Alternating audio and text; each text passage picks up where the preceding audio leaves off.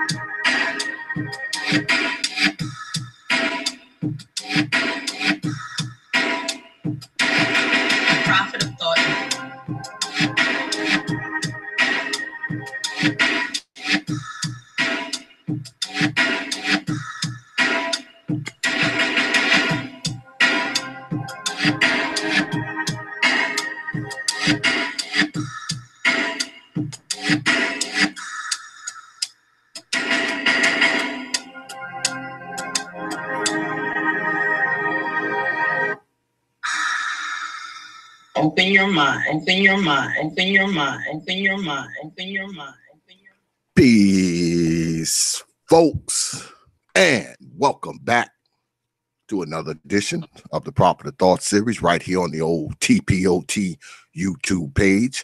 I'm your host, X, of course, but you knew that already. That's why you are here.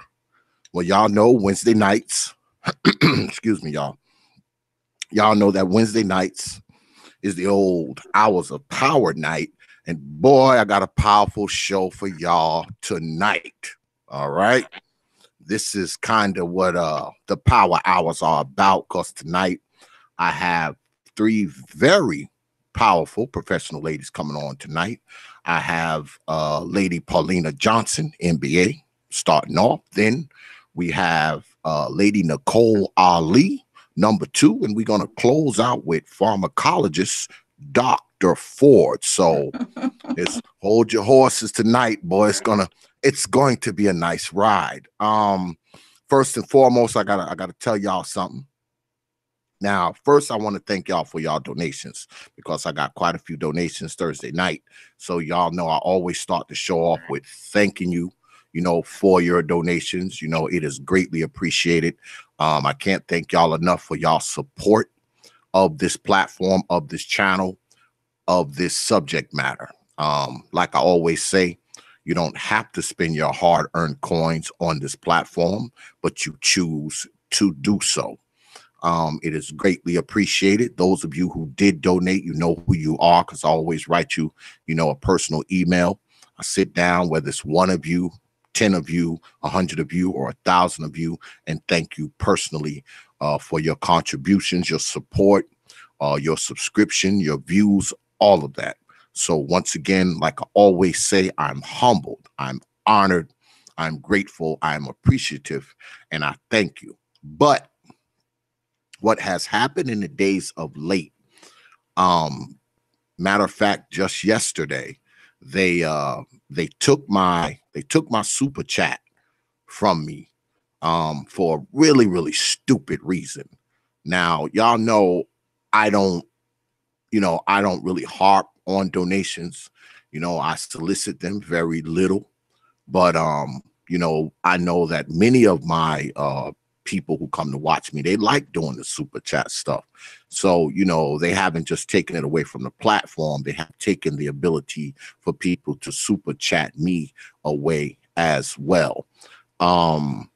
So what I will do, though, if you feel the need to super chat, what I'm going to do is I'm going to go ahead and I'm going to put I'll put my Streamlab link in there for the folks.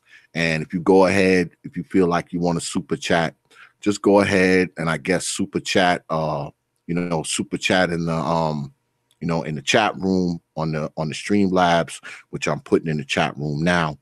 If you want to do that, I have my Streamlabs screen up. So if you got something you want to super chat or say, you can just do it there. I'll be checking the screen, periodically. So you can go ahead and, if you got something you want to say, do a super chat. We're just going to have to do it like that because they have suspended my super chat for 30 days for a really stupid reason, y'all. It's just stupid. I don't even want to go into it. I'm going to make a video about it this week. So that's what's going on now. So if y'all wondering where the super chat is, that's what happened. But without further delay, because I've spoken long enough about that, let's get on with it with the old hours of power, hours of power, hours of power, hours of power, hours of power, hours of power, hours of power, hours of power, hours of power. So bringing us in first is Paulina Johnson, M.B.A. Hello, Lady Paulina. How are you? Hey, how are you doing? Good evening. Good evening. Thank you for this invitation. Absolutely, absolutely. And I have to apologize to you too, Lady Paulina. I was calling you Paulina Johnson yesterday when I was You on mean Paulina Paulina Robinson? Robinson. Yeah, I was like, God, man, hopefully I had to go back and check the preview video. I was like, damn, hopefully I didn't put that on the preview. But I apologize for that. No worries. So let's get right into it. I'm going to ask you what I ask everyone. Yes. What brought you to YouTube? Let's start there. Oh wow.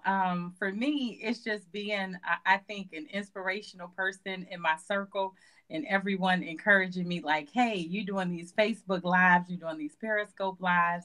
It's time for you to join the YouTube family. So basically, just more of an extenuation of my presence on social media brought me to YouTube. Now, I did peep in on your stuff because that's what I do before people, come on the show. And you're all like a motivational speaker. Like everything, all of your stuff is very motivational, very inspiring to people. Now we know that you're an MBA, and for those who don't know what MBA stands for, could you please tell them? It means I have a master's of business administration degree, and my concentration is in marketing. Yes, but my undergrad is in computer information system. I used to be a COBOL programmer, so I have the IT background as well as my career now in sales. Okay, So yeah, I'm so all over the place. so what is the difference between just a master's and an MBA? What is the difference between those two things? Okay, so an MBA is solely focused on the business. So you can get a master's in, English, a master's in sociology, a master's in educational leadership, teaching. But the MBA is strictly a focus on business. So I always say it's the education on entrepreneurship and corporate America. Okay, and you're an author as well. Yes. Um, Authored two books. First book, I Am You Achieving Against All Odds, is really my life story up until a certain period of time. And also my second book, When Success Calls, Achieve Against All Odds. And I will be publicly releasing that book this year. So what what inspires your written works? I mean, what did you just wake up one day and say, you know what, I'm going to write a book? You know what? It comes from, I feel that it's just a long line of women writers.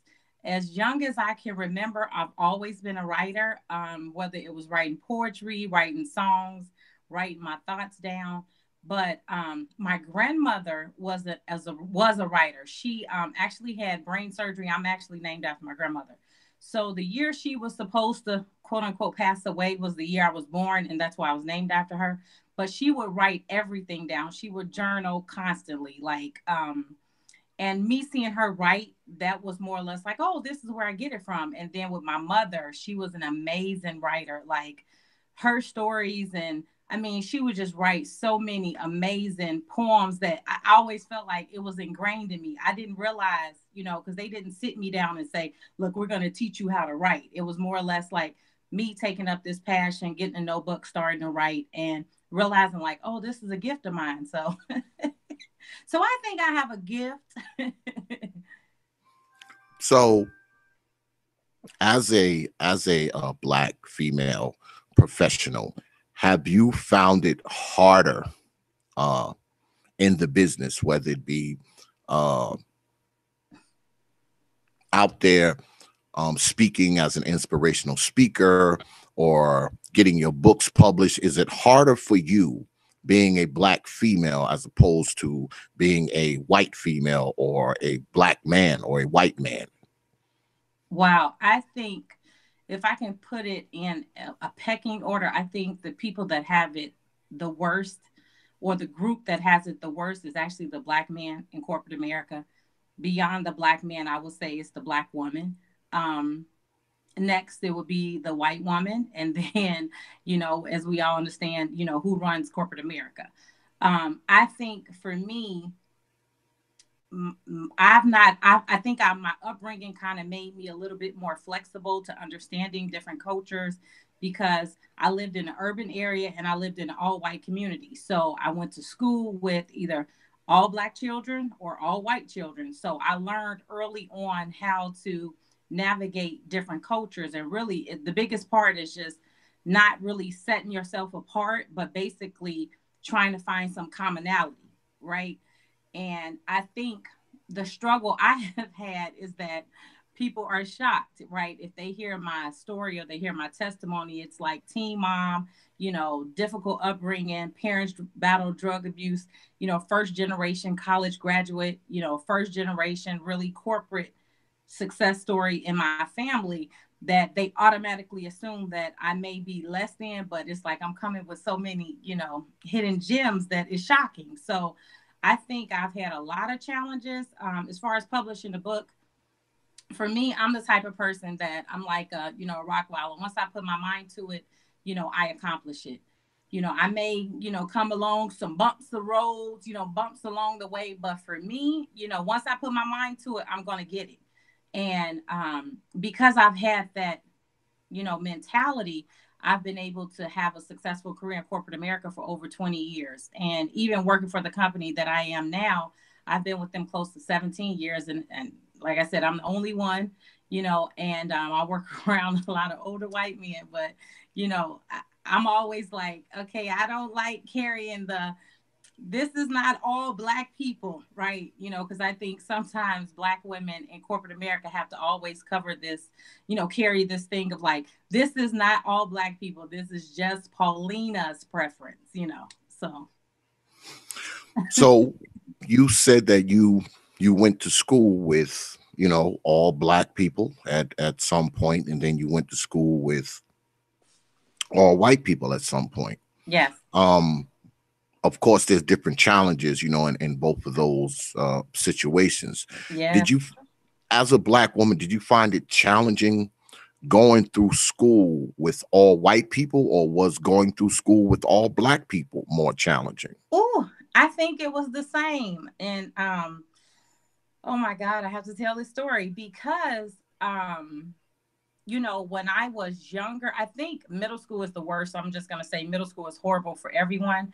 But going attending a middle school with predominantly white people, my sister and I being the only blacks throughout the middle school, really, in our classes, first time I was called a nigger, it was hard.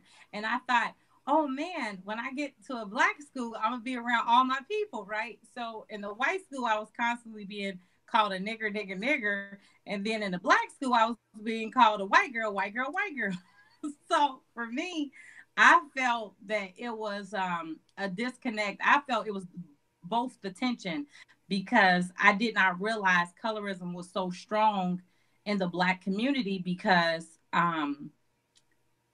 it was just always, you have curly hair, you talk white, I was literally trying to learn all the slang words so that I can fit in. It was so odd. I think, the way I was the cheerleader, it was like, we could tell you cheer with the white squad because you don't have any rhythm. So for me, to me, I felt it the same. I did not feel at home around totally black, the black kids. I didn't feel at home around all the white kids. I just felt odd. I would tell my grandmother, I need you to straighten my hair. So she would press my hair because I wanted my hair to look like the other black girls. And, for me, my experience it was the same to me. It was challenging from both ends. But having that experience, it didn't have me encounter a culture shock when I got to the university because I went to a PWI, which is a predominantly white institution. And also when I got into corporate America, I see that being a struggle for a lot of black women when they get in corporate America, they're so used to, some, not all, are very used to being around all black people. So it's hard for them to be authentically themselves around other cultures. So no, it was difficult for me, both areas. So, what would as a corporate professional, you've been in it quite some time, would you encourage other, young black women? Would you encourage them to try to make their way into the corporate world like you did? Because that's a decision, right? It's a decision. Would you encourage that for I would for young encourage black them women? because of the society that we live in. For me, my mindset was always, I was having a mindset that I would become an entrepreneur. So I didn't have an experience of entrepreneurs in my family. I knew a lot of workers, like my family is pretty much, blue collar workers. And so that's all I knew. So me branching into corporate America was my way of like, okay, I want to change the game a little bit for my family and show that there are other opportunities outside of just the hard labor, right? So to me, I would encourage young black women to enter corporate America simply because that experience is invaluable. There is no experience like trying to navigate through corporate America. And I always encourage young professionals that every experience that you have is an opportunity for you to become greater, right? You can take it as a negative experience, or you could take it as, okay, what is the lesson I need to learn in this situation? And to me, the society we live in is a capitalist society. You cannot survive and really thrive. I want to say you can survive but not thrive if you don't have corporate experience. Now, this is coming from my perspective because I think that you can really change the game for your economic status as well as your social status by being successful in corporate America. Do you find that, because I hear this from many women, do you find that that black women, young black women are kind of encouraged to, go into the health field, a dental assistant, nurse's aide, and things of that nature? Do you often see women being kind of steered towards that direction as opposed to being steered towards the corporate direction like yourself? Absolutely. And I think it's because it's more of the service industry. I always think of it as I always said, if I was not going to be in my field, I was going to be a doctor, right? But I believe that it's the service they push. I would always say it's easier to adapt to the service industry, whether it's a nurse, whether it's teaching, whether it's dental assistant, something that you can always guarantee a job. The complexity with corporate America is it's a numbers game. As the company reorg, you may be at risk for losing your job. My company, we went through several reorganizations, and I was like, oh, well, if it's my time to leave, it'll be my time to leave. So I think absolutely there's more of a push. And I want to say back in the day, now there's a huge push with science, technology, which is STEM, and also STEAM.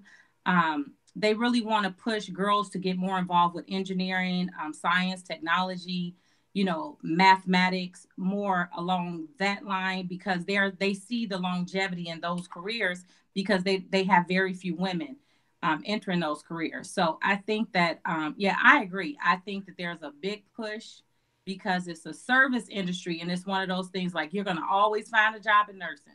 You're going to always find a job in teaching. It's more of I want to say a safety net.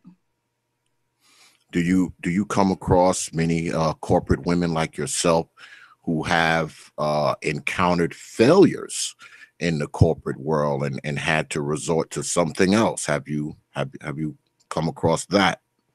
I want to say yes, but not necessarily failures. What I mean by this is sometimes people, and I'm big on mentorship, so I'm in a lot of organizations where I sit on different boards where I can get to mentor young professionals. A lot of times people are not clear about their purpose in life, right? And so because they are not clear about their purpose, they have obtained a degree or into the field that they thought was going to bring them happiness. For example, I knew as early as I was, I want to say 5, my siblings would probably tell you sooner, that my purpose in life was to teach. So in every job, every career that I've had, in some form of fashion, I've been at the helm of some type of teaching curriculum, whether it was process development, whether it was, training new employees, mentoring someone, but I knew that, right? So even though I may have my daily responsibilities to fulfill related to my specific job and role, I also would have supplemental activities inside of the company that make sure that I really serve in my purpose. So I think a lot of people enter corporate America with the wrong understanding. The first misnomer they have is they believe that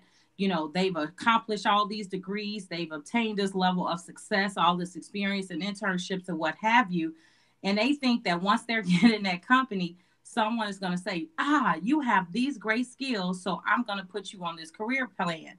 And what I've learned is that no company ever has this master plan for all employees. You have to be an individual that's driven, ambitious, self-guided, and self-motivated so that you can continue to push your career. A lot of people just say, forget it, this is not for me, because they assume they came in the company with the wrong expectations. They came in with the expectation as if that company owed them something when all that company wanted them to do was fulfill a job and responsibility. So I always tell them, have your plan when you first walk in the place, and always serve as if you're going to the next level before you even get the opportunity. So I think that's the reason why people exit more. Not necessarily that they failed, it's more because they've come to an understanding that this is not my purpose. Because for most women that I know that remain in the field or in corporate America primarily, it's like they have this is what they want to do, right? They want to put this time in and maybe journey to something else. Is it necessary to have as much education as you? Do they have to have as much schooling as you do to find themselves in a corporate environment? Not at all. Honestly, I would say that the wave of the future is that a bachelor's degree is equivalent to a high school diploma. They've been saying that for the years. They've just been saying that for years. Technical jobs, you definitely need the education. But as far as there are a lot of business, just general business jobs that you can just get an associate's degree, get the experience, and really work yourself up through the company. But I will say this: if you plan to get to CEO level, or mid-level or executive level management, you need the education. Not necessarily a bachelor's degree, but for Black women, you absolutely need a master's degree, and sometimes that PhD. Because as we know, there are different starting lines for us. Mm. But it's kind of tough because I know a few people who have masters and PhDs, and they're in debt. I mean, they're in debt. So I mean, how do you circumnavigate that? Because I mean, once you get out of all that schooling, I mean, you got to put yourself in a position to pay that money back, right? So how would you how would you tell people to how would you tell people to kind of circumnavigate around that?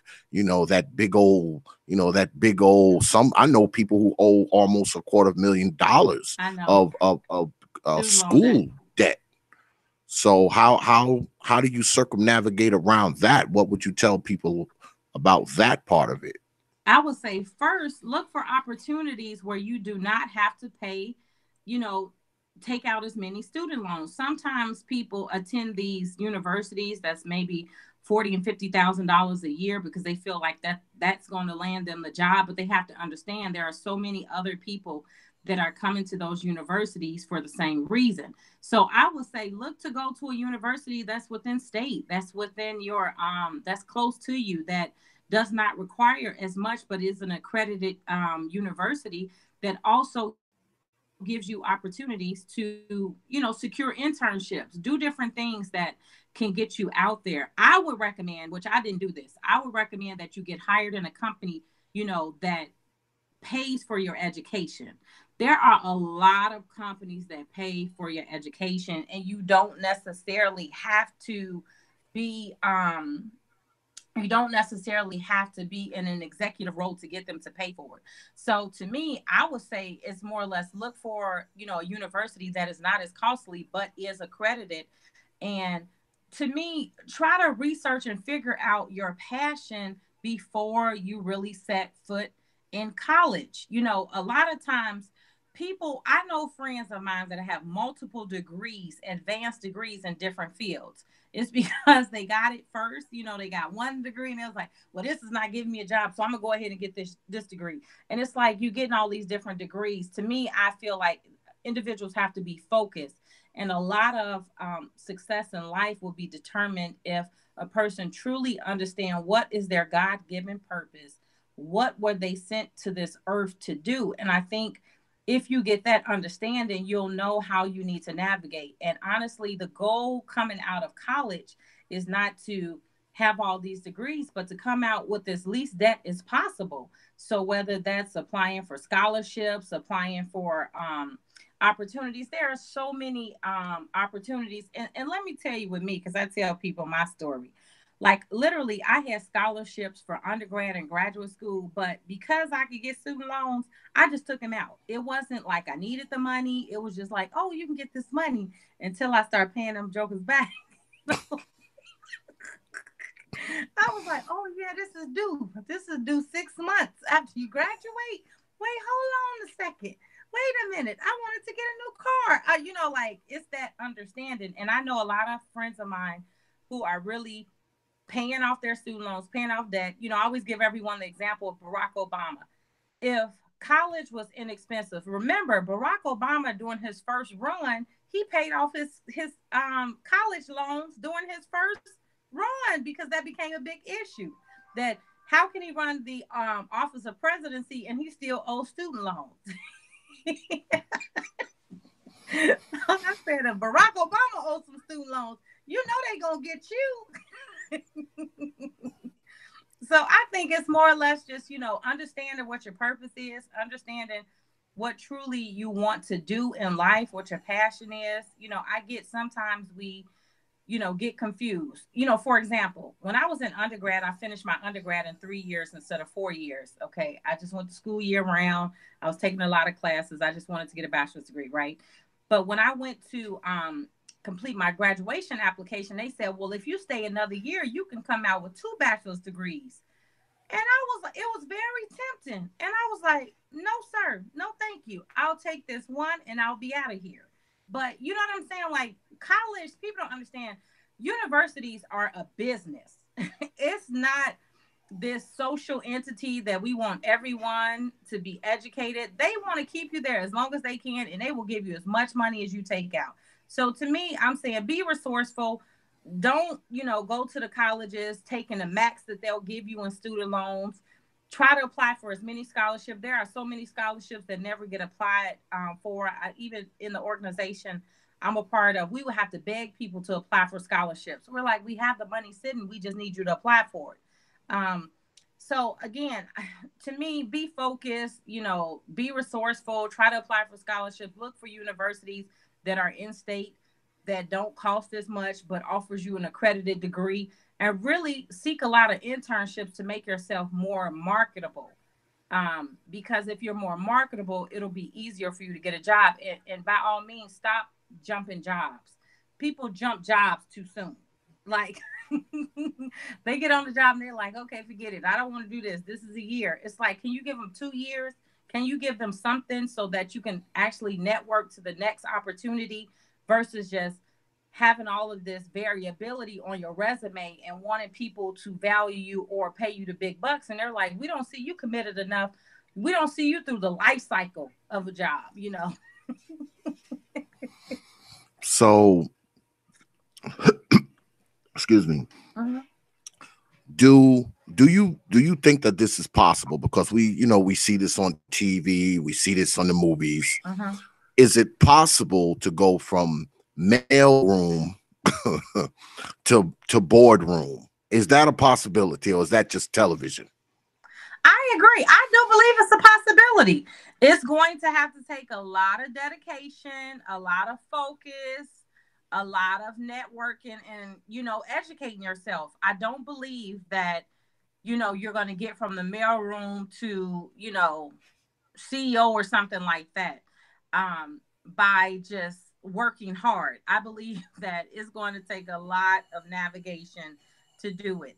Now, for a Black woman, I'm just being very honest. The stress that we encounter on a daily basis, it is astronomical. I mean, just to really just exist, right? Because you have to watch out for all your reactions, because you got to make sure they're not going to categorize this as okay. That's how Black women are. They're not emotionally mature. They get upset easily. You know what I mean? So I think absolutely it is, but you have to have a balanced expectation. For me, again, and the right mindset. Meaning that you can't go into corporate America and say that I've arrived, I made it. I got this great job, these great benefits, and now everything is going to be easy for me. I'm like, look, that's part one. Look, watch out. There's more to that. let me ask you this, because this is something we also see often. Mm-hmm. We see people go and get their masters and their PhDs, Mm-hmm. and they end up being a social worker or a secretary at the county clerk's office. Ooh. Does that happen in corporate America? Yes, it does. Are there people there who are overeducated and underemployed? Absolutely. There are people who are overeducated in entry-level positions. I see it all the time. And it's not just a Black woman thing. I've seen different cultures have this. And more times than not, it's people because they just want that job. I've managed people, and I've on this track of, I want to get everybody promoted that I manage, right? And people are sitting like, look, Paulina, we don't want to be promoted. I just want to come in. And I'm like, but you have this education, you have this experience. It's like, look, I like this job. I just want to do this job, come home, take care of my family, and call it a day. So you absolutely will see that. So what's your take on that? Like where you work, the company you work, the field you work in? Are there people there who, you know, have their PhDs and masters and they're working in the mailroom? No. Because I work for a steel company and we're like the largest global steel producer. So we have so many positions. So a lot of our PhDs work in our research group. A lot of our MBAs work on the sales side, work on the order fulfillment, which is the customer service side. So my company is so huge that you really can find out what you want to do. Like, I mean, even for those who are like truck planners and, you know, the foremans at the mill, most of them have MBAs. Most of them have master's degrees. You know what I mean? So I think mine is a little different because we are such a large company. There are so many opportunities. There's just so many. So do you actively recruit? You recruit, right? You know, are you the people that when you go, are you one of those people when you go to the job fair, you know, you're there, you know, with the table and the, you know, Sometimes and the I do. posters? Sometimes I do, but I'm more or less appear at industry fairs. So being that we're a steel producer, my position is I'm an outside sales manager. So I'm like the face of the company. So I'm the person that our customers meet, and our customers are like the OEMs, what you call GM, Ford, Chrysler, all of the auto companies, Whirlpool, anybody that buys steel.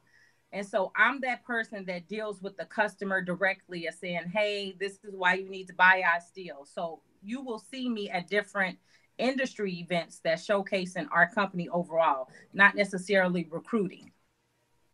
Wow. So you've been at this a while. So did you ever meet Lee Iacocca? No, I'm No, just kidding. You know who that is, right? You know who no. Iacocca is, right? Yes. Heard all the stories. No, Oh, okay.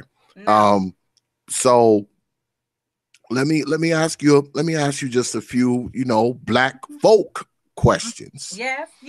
Um, we as black people, Hmm. do you feel like it's not enough of us? Is there enough of us in corporate America in your mind? I don't think that there's enough of us. I think that there is a very limited, amount of us in corporate America. I think there's a lot of us in manufacturing, steel production, even operations, plant operations. I don't think there's enough of us in corporate America. I believe if there was enough of us in corporate America, the opportunities for advancement wouldn't be as difficult, right? I talk about all the time when it comes to Black people in corporate America, we are often, told, hey, this is what you need to do for an opportunity for advancement. Hey, you need to do this. You need to take step one, two, and three. And when the opportunity for advancement comes up, then it's like, oh, wait a minute. Then you need to do step four. Then you need to do step five. Oh, wait. We need you to do step six. And that is a lot having to do with the fact that, you know, a lot of people are ignorant. They don't have experience with other cultures. So they make a lot of assumptions and, I'm just going to say fearful decisions, right? By not giving a minority the opportunity for whatever reason. They may feel that, they didn't deserve it, or they felt like maybe the opportunity is becoming too soon for them. And in their career, they had to fight for it. It's so many things. But no, I believe that if we had more minorities in corporate America, then it wouldn't be as difficult to really get a broad stroke of opportunities for minorities. And you see a big movement with that now, the whole diversity and inclusion initiative that's going on in corporate America. How long that's going to last, I'm not sure. I always say we go through waves and cycles of that. I believe it's now because of who our president is that now it's the hip thing to do. Not necessarily they're committed to it, but hey, we just want to show that we're doing these things. Um, and every company is different. I think more progressive companies genuinely have a commitment to a diverse workforce. So no, we need more. Well, far as, you know, black society, goes, you often see, like you said, there's opportunities out there that many of us just fail to take. I mean, let's be clear. Many of Yes, us fail to we not take these prepared. Not opportunities. Yeah. prepared. I always say that, many of us we fear not so much failure, but we fear success. Mm, Um, because, success takes sacrifice. yes. And I know getting all your schooling, you probably sacrificed A a lot. lot. What are some of the things you sacrifice, to get where you are today, right now? What did Lady Paulina sacrifice to get where she is? I'm saying it. Fast money. No, I'm just saying like that's a big thing. I think that, I sacrificed a lot of, speaking out, having a voice in some things, because it wasn't conducive for what I was trying to build in the long term.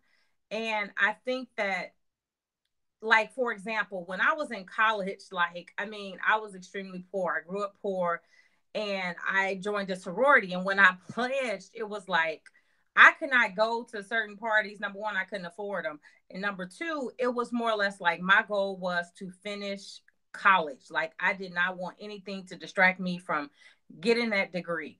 And I would see so many people going out having fun, and you would see me walking to the library, like, okay, see you guys later, and I went to maybe one or two events a year, but I sacrificed a lot. Like, I had to isolate myself. I had to really mentally, make myself strong, in the sense of I had to really throw away everything that I knew that I grew up in, because I grew up in a hard urban environment. As people say, I grew up in the streets, but a lot of that helped me in corporate America, because it's made me quick witted and really able to analyze quicker than others, different scenarios and quick decisions we need to make, and read people, read people's motivations, Um, and I think that, when I think about my life back then, when I was really in that building stage, that, I would be like, man, it's like everybody seems like they're living and I'm not. And but now I see I was living, I was doing all those things. And me being 41 now, and I'm seeing people that are 41, and it's like they're just starting. You know what I mean? Because they did so much, so many fast things. They didn't sacrifice. You know what I mean? Like, they had to have it then. They had to do this then. They had to, do different things. And it was like, for me, I'm thinking like, man, I'm being a responsible one. I'm the mother. I was married at the time. I'm a wife. I'm doing all these things. And I was like, man, when am I living for myself? But I realized I was at that point. Hindsight is 2020. I'm like, I was living and I was preparing and I was basically setting myself up so that now I could just thrive. It's not necessarily that struggle, mindset. And I think a lot of people don't want to sacrifice the struggle. Like, they don't want to sacrifice that struggle. And I think you have to struggle in the beginning. Even in corporate America, you have to bite your tongue. You have to, take on projects and opportunities that you not necessarily wanted, but in the end, it's just going to build you up, to the greater, and it makes you prepared. And even throughout my time in my company, I would always be like, oh my God, I don't want to take on another project and not get anything for it, like some type of financial, reward or whatever. And I realized the beauty in taking on additional projects and responsibilities without the reward is that, companies try to use you for what they think they can. And so you end up using them because you start developing an expertise. You know what I'm saying? So the sacrifice is I didn't push people away saying, well, no, I'm not getting paid for that. I'm not doing that. I'm not getting paid. It was like, okay, come on, I'll do it. And then, you look in a few years later and now it's like, who can do this? Who can do that? And it's like, Paulina. Who can do that? Paulina. Who can do this? Paulina. You know what I mean?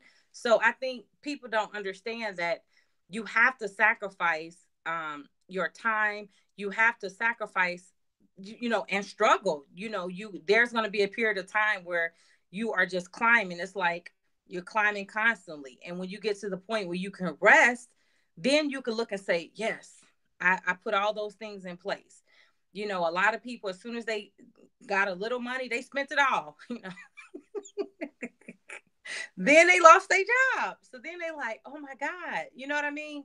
So I think that's the biggest thing. For me, I sacrificed a lot of my time. I sacrificed a lot of the partying. I sacrificed a lot of I want to say young things, you know. I think I was before my time. So So were you a nerd in school? Were you like a nerd? I'm a, like, you know, I'm like a closet nerd. Like I like to read. You know, I like to read. I love learning something new. You know, I was that person. I'm asking 1,001 questions. Some people can be like, why she keep asking me all these questions? But it's me learning, you know. So there was a time I endeavored to read a new book every week. You know, I was like, I'm going to need to read a new book every week. And I did do that. I was really focused and dedicated. So I would say, yes, I've always been a great student. A lot of my former teachers that I still keep in contact with, they always say I was their best and worst student because I was always trying to hold them to what they said they was going to do. So if they was like, we're having a quiz tomorrow, and I studied for that quiz, and I came in and the teachers was like, no, we're not giving the quiz. I was like, wait, hold on. You said we would give me the quiz.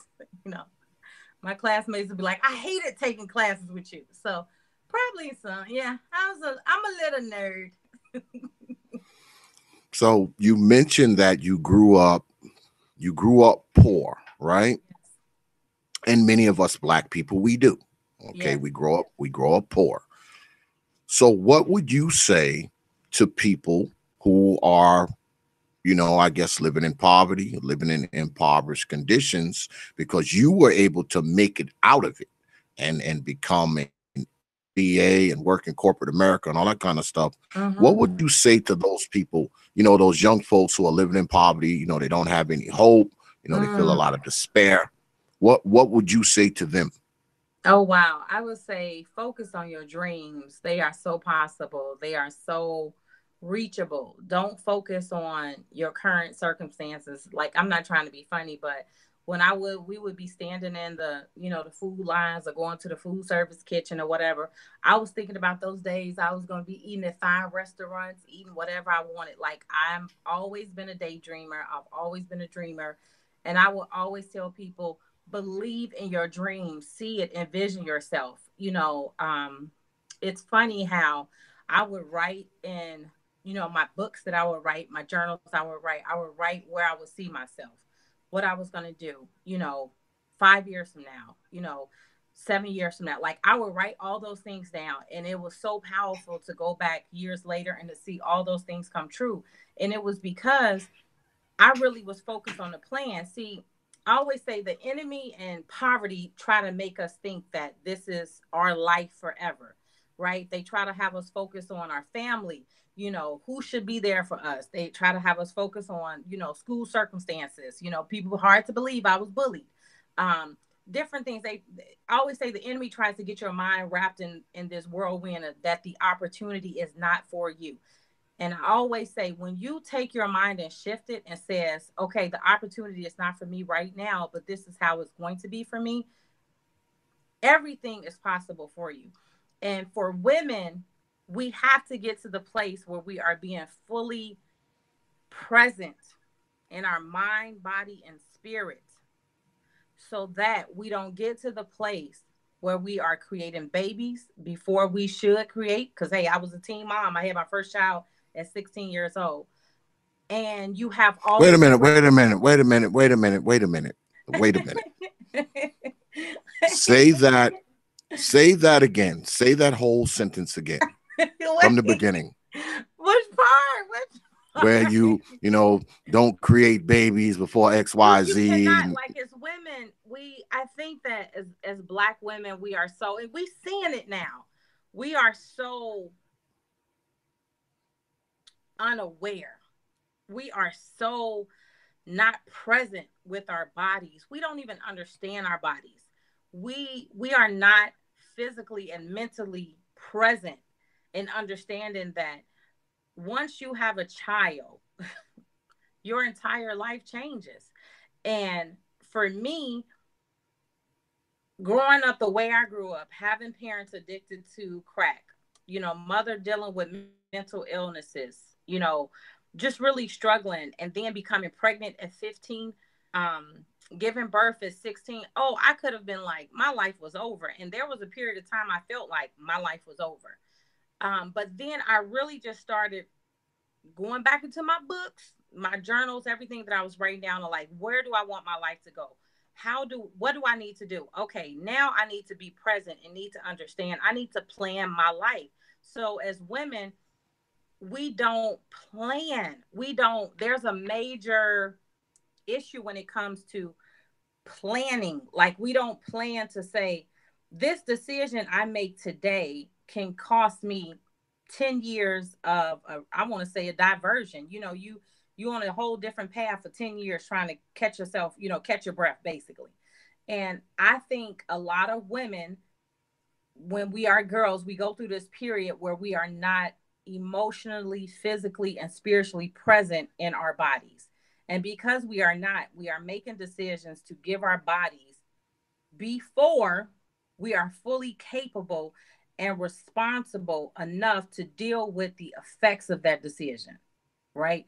And I think it's something that with my grandmother, when I was so disappointed, I was so ashamed. I was like, oh my God, I got to tell my family. Everybody thought I was going to be the one in my family to really make a change and for my family and blah, blah, blah. And it was literally when I told my grandmother, I said, well, Grandma, I'm pregnant. And I was just so down. I had my head down, and she turned to me. She said, Paulina, she said, hold your head up. She said, women have been having babies since the beginning of time. Right. And she said, nah, just don't have no more.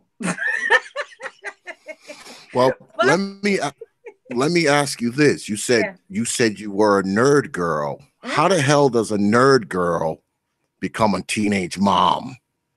Easily. Ignorant. Easily. Well, I know totally how, green. But how? Green. Totally. Okay, so the backstory of this is I was sexually abused at 13. And so I was alone with a boy at 15. He asked for sex out of fear of being raped or anything. I said yes. It wasn't a quick, this is hilarious. It wasn't this long thing. It was so quick. It was like, okay, I'm thinking, I just don't understand why people like this, because I don't. So absolutely, the nerd who I was like, I don't like this. You were that easy that all they had to do was say, can I have some? And you was like, afraid. Okay, yeah. No, it wasn't that easy. You have to understand, I was alone with a boy. I was afraid. And so to me, feeling empowered, I felt like, well, if I say yes, then it's me. It's my fault. You know what I mean? Like, then I have control over this. If I say no, he do something, I didn't want to deal with the circumstances. You know what I mean? So it was fear. It was ignorance. It was fear. It was, don't say no, because then he will see just how corny you are. You know what I mean? Like, it was so many things. It was like, if he find out how corny you are, then you won't be thought of as, he won't like you anymore. Like, it's not this, and I talked to a lot of older women who had, early abortions when they were young, like in their teens, right? And they would always say that a lot of times, their reasoning for having sex wasn't because they were this easy, loose person. It was because, I wanted to be thought of as cool. I wanted him to be like, okay, I didn't want him to go and tell everybody at school, like, she lying, she don't know. You know what I mean? Like, girls deal with that. It's the whole self-esteem. And I would say it's not necessarily about having high self-esteem. It's about not having esteem, period. Like, they don't, like, most girls I talk to, most young teen moms I mentor, they have not a clue what they were getting into. They have not a clue. All they know is they wanted that boy to be pleased with them at that time. Wow. Well, you would appear to be, and we have the numbers to prove it, that you would be the classic case of someone who wouldn't be able to do the things that you have done. having a Mm-hmm. baby as a teenager, but you went from that to all the way up to corporate America. So Mm-hmm. that alone can inspire people, who find themselves in that same situation, that anything's possible. I tell people all the time, anything's possible. It is. Anything's possible. It's just that sometimes the thought of doing it isn't possible for a Mm-hmm. particular person. But the fact that you made it through all of that, the Mm-hmm. poverty, the teen pregnancy, you were supposed to be someone else. You were I supposed to was be supposed to be. you were supposed to be that 40 year old ratchet on Instagram, you know, uh you're supposed to be the 40-year-old ratchet on Instagram, taking butt flicks. That's what you was. That was your trajectory. When you look at the numbers and the statistics, that was your trajectory. But somehow you found a different trajectory, and I think that that's very commendable. I do. I think that's a very commendable thing. Thank you for I that. I I think a wish huge that. part, I need to say why that Go ahead. trajectory happened. A huge part of that is number one, my faith in God. Ever since I grew up in the church, ever since I was younger, my mother taught me how to pray, how to read the Bible, how to, really meditate and focus on what God wanted me to do in life. And one thing I said is that as young as I could remember, I knew that my purpose was to teach. So when that happened, there are many scenarios that I can go into my life as early as 5 years old. I was severely burned. That I felt like the enemy, for whatever reason, was trying to kill me, shut my voice, you know, have me go mentally crazy. You know what I mean? And I felt like even in that circumstance and everything that was so hard and challenging, because I dealt with homelessness, it's a whole bunch I dealt with, that God always, because my focus was on him and not even holding, my children's dad, my oldest son's father, to the like, hey, you gonna help raise this boy with me? You gonna do it? Was like literally forgiving, doing what I need to do, and focus and move on. And a lot of that had to do with, like I said, is clearly my faith in God. My number two, my faith in myself, because I felt like I know what's inside of me, and I'm not going to let anybody else, no matter how many people tell me that I've ruined my life, I cannot be anything that I've achieved. I will literally be like looking at them like, one day I'm going to make more money than you. One day you're going to see me somewhere and famous. Like, this is what I would say, like, to myself. And it was me constantly confirming. But in that, I always say that God brings people in our life for seasons and reasons. And he put so many strong women and men around me. If it wasn't from my teachers, people in the neighborhood who maybe walked up to me and say, Paulina, I see what you're doing. Keep staying focused. And I ended up finishing high school number 8 in my class, graduating from college, my undergrad in 3 years, on billboards all around Northwest Indiana, where I'm from. So imagine those people who told me I had ruined my life got to drive on the highway and see my face everywhere. You know what I mean? I'm on billboards at the mall. I'm like, the mall that I barely could even get a ride to, never went to this mall at any point in time in my junior high school years. I couldn't even get the bus out there, right? But I'm just saying, like, for me, the focus was my faith in God, my faith in myself, and also accepting those angels who came into my life to give me inspiration, to give me encouragement, to tell me keep pushing forward. And this is why I always tell people, if you're around negative people, cut them out of your life immediately. Immediately. Even when you are making mistakes, because people that want to help you grow and go through life, even when they see you making a mistake, they will say, King, you ain't got to do that. There is another option for you, King. What you need. There are many people that I have just spoken into, walked up to, talked to them, say, you ain't got to be out here begging at this store. Why you out here begging? I go up, I see a nice young man at the gas station. He's sitting begging, can I have $1? Can I have? And I'm like, what you need $1 for? And then he'd be like, oh Lord, ma'am. I said, can you believe I used to be standing at the gas station begging for dollars? You did? You know what I'm saying? They see me in my business suit, getting out my car. They like, you used to? Why was you begging? And I would just start talking to them, sharing with them. And it's like, I'm like, you don't have to do this. What you good at? Well, I want to be a rapper. What you want to rap about? You know what I mean? Like, to me, I feel like you have to stay focused and you have to surround yourself by people who have that same spirit of achievement.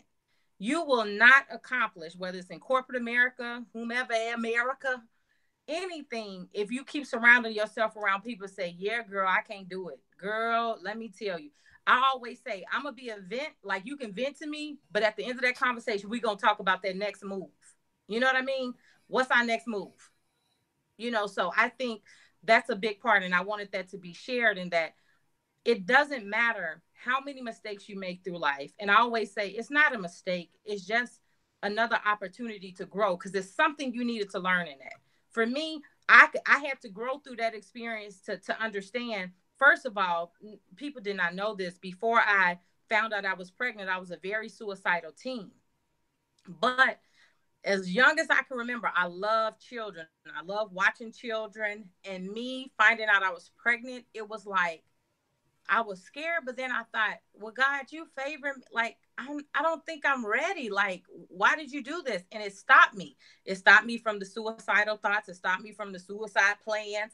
It gave me something to live for, because I said, I'm going to do this for us, me and this baby in my stomach. You know what I mean? So everything is not a negative experience. And I don't tell people, I don't say this to encourage any woman, because when I do talk to women about having children before they are ready and financially capable, I always tell them the ramifications, and it's ugly. You know what I mean? Because there's the beauty and joy of raising children, don't get me wrong, but there are many, many days you are exhausted, you're tired, you're physically just out of it, mentally gone, and you still got to be a mom. You know what I mean? You still gotta deal with the complexity if you're not married to the dad. And guess what? You could be married to the dad and he's still an absentee father.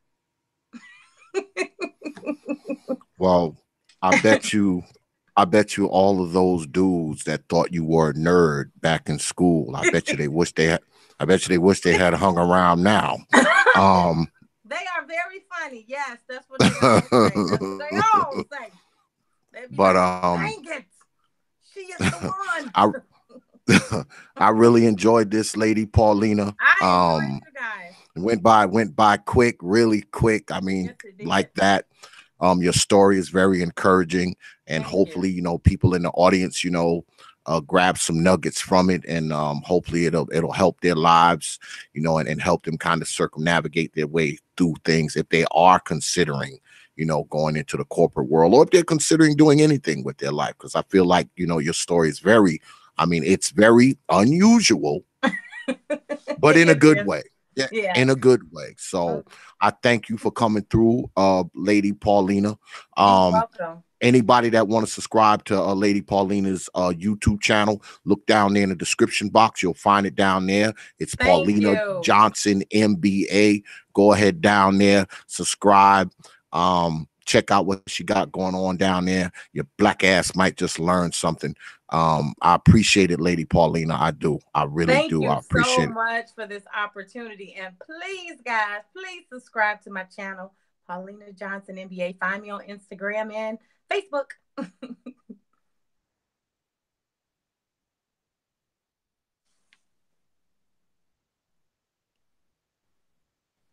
Thank you. I don't know what the hell just happened. No, that's fine. You're y'all. Good. We had a blackout because y'all know T.P.O.T is haunted by the ghetto ghosts. But once again, I want to thank you, Lady Paulina, for coming through. I appreciate it. Okay. All right. Peace. All right. Peace. And our next distinguished guest has arrived on the scene for her.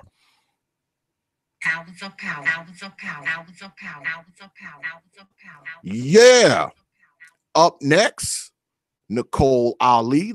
Lady Nicole is here. Peace, Lady Nicole. How are you? How you doing? I'm good. How's everybody doing? I'm good.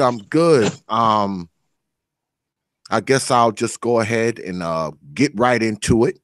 I'm familiar with you. I've seen you, on a panel or two. I think I may have even been on one with you. And you are a scientist, correct? Yes, sir. Okay, so let me ask this. Why a scientist? You're muted. You asking me Yeah, why why am I science? scientist? Yeah, why science? What Um, what made Lady Nicole wake up one day and say, you know what? I think I want to be a scientist. well, since I was a kid, I really liked science. My mother's a science teacher. I did well in the subject, and I just liked it. I mean, it's a way for you to explore. You have your imagination can take you anywhere. And also, there's different areas of science. So my specific area is in genetics. That's what I prefer. Um, Mostly cancer genetics, specifically prostate cancer. So it's just what brought me to science was just, I guess, just the internal drive to learn more, learn how the world works, and to experiment. I had a chemistry set. I didn't blow off my eyebrows, but I did singe my hair, so my bangs. And so making mistakes and just, not giving up. That's another thing that drove me to science though. And I think being independent was really important. So yeah. So, being that you're a scientist, do you look at everything scientifically? I mean, because I know I'm a mechanical engineer. So I look at everything kind of from a mechanical kind of aspect, pretty much everything. Do you find yourself doing that even like in social situations? Are you kind of like, analyzing it scientifically? Yes, and I think some people find that annoying. Uh, but I do that. I do analyze things. Sometimes to my detriment when it comes to social situations. However, it is an occupational hazard because if I didn't analyze things, I probably wouldn't have a job. If I wasn't able to, and it's not about analyzing things properly. It's about analyzing things with the right tools and asking the right questions at that time. So, yeah, sometimes it bleeds into my social life, and um, that that's a challenge I'm still trying to overcome. Mm.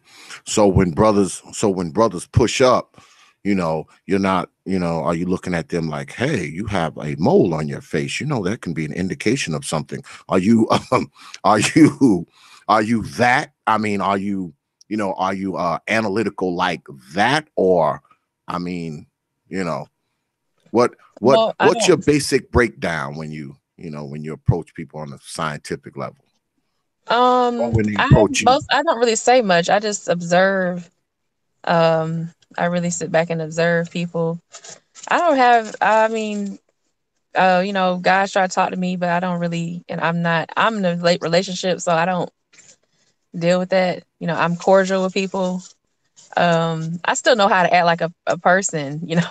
I'm not like out there with a microscope or binoculars trying to figure somebody out or a magnifying glass, but I do when there's a situation that calls for it. Yeah, there are times where I will just observe and take a mental note and then move on.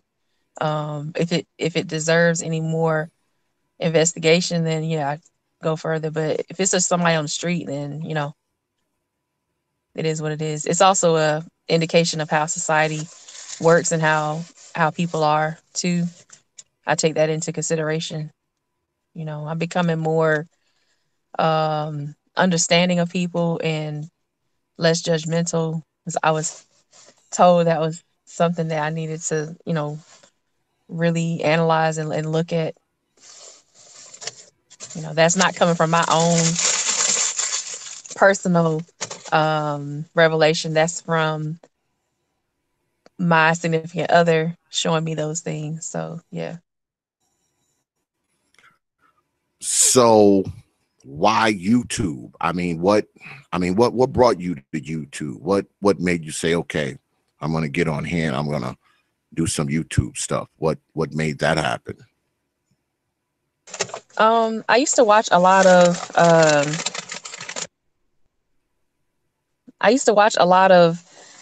science videos, and I noticed that a lot of those videos didn't have Black people running the videos and running the channels, and it could have been from my own ignorance and or my own perspective of not seeing or not looking hard enough, because I just realized we have the Black Brain Trust. Y'all go check out their channel. They have a really great channel over there. There are a few other people that do work with science, but I'm starting to find that out now. At the time, like I've only been here for like a year. So at the time, I didn't see like any Black scientists or anyone Black talking about science in depth as far as bringing different articles that are very obscure to the forefront. And so that's what really brought me to YouTube. And also, a lot of the work that I do, I feel as though our people need to know about it. I work with a disease that affects Black men more than any other group of men on the planet. And I'm still seeing us come in the offices and go into treatments. And I'm like, okay, if someone had told them a year or two before being diagnosed, would they have a better outcome now? That's always a question for me. And I know a lot of us have older family members and relatives that we love and friends and neighbors and stuff.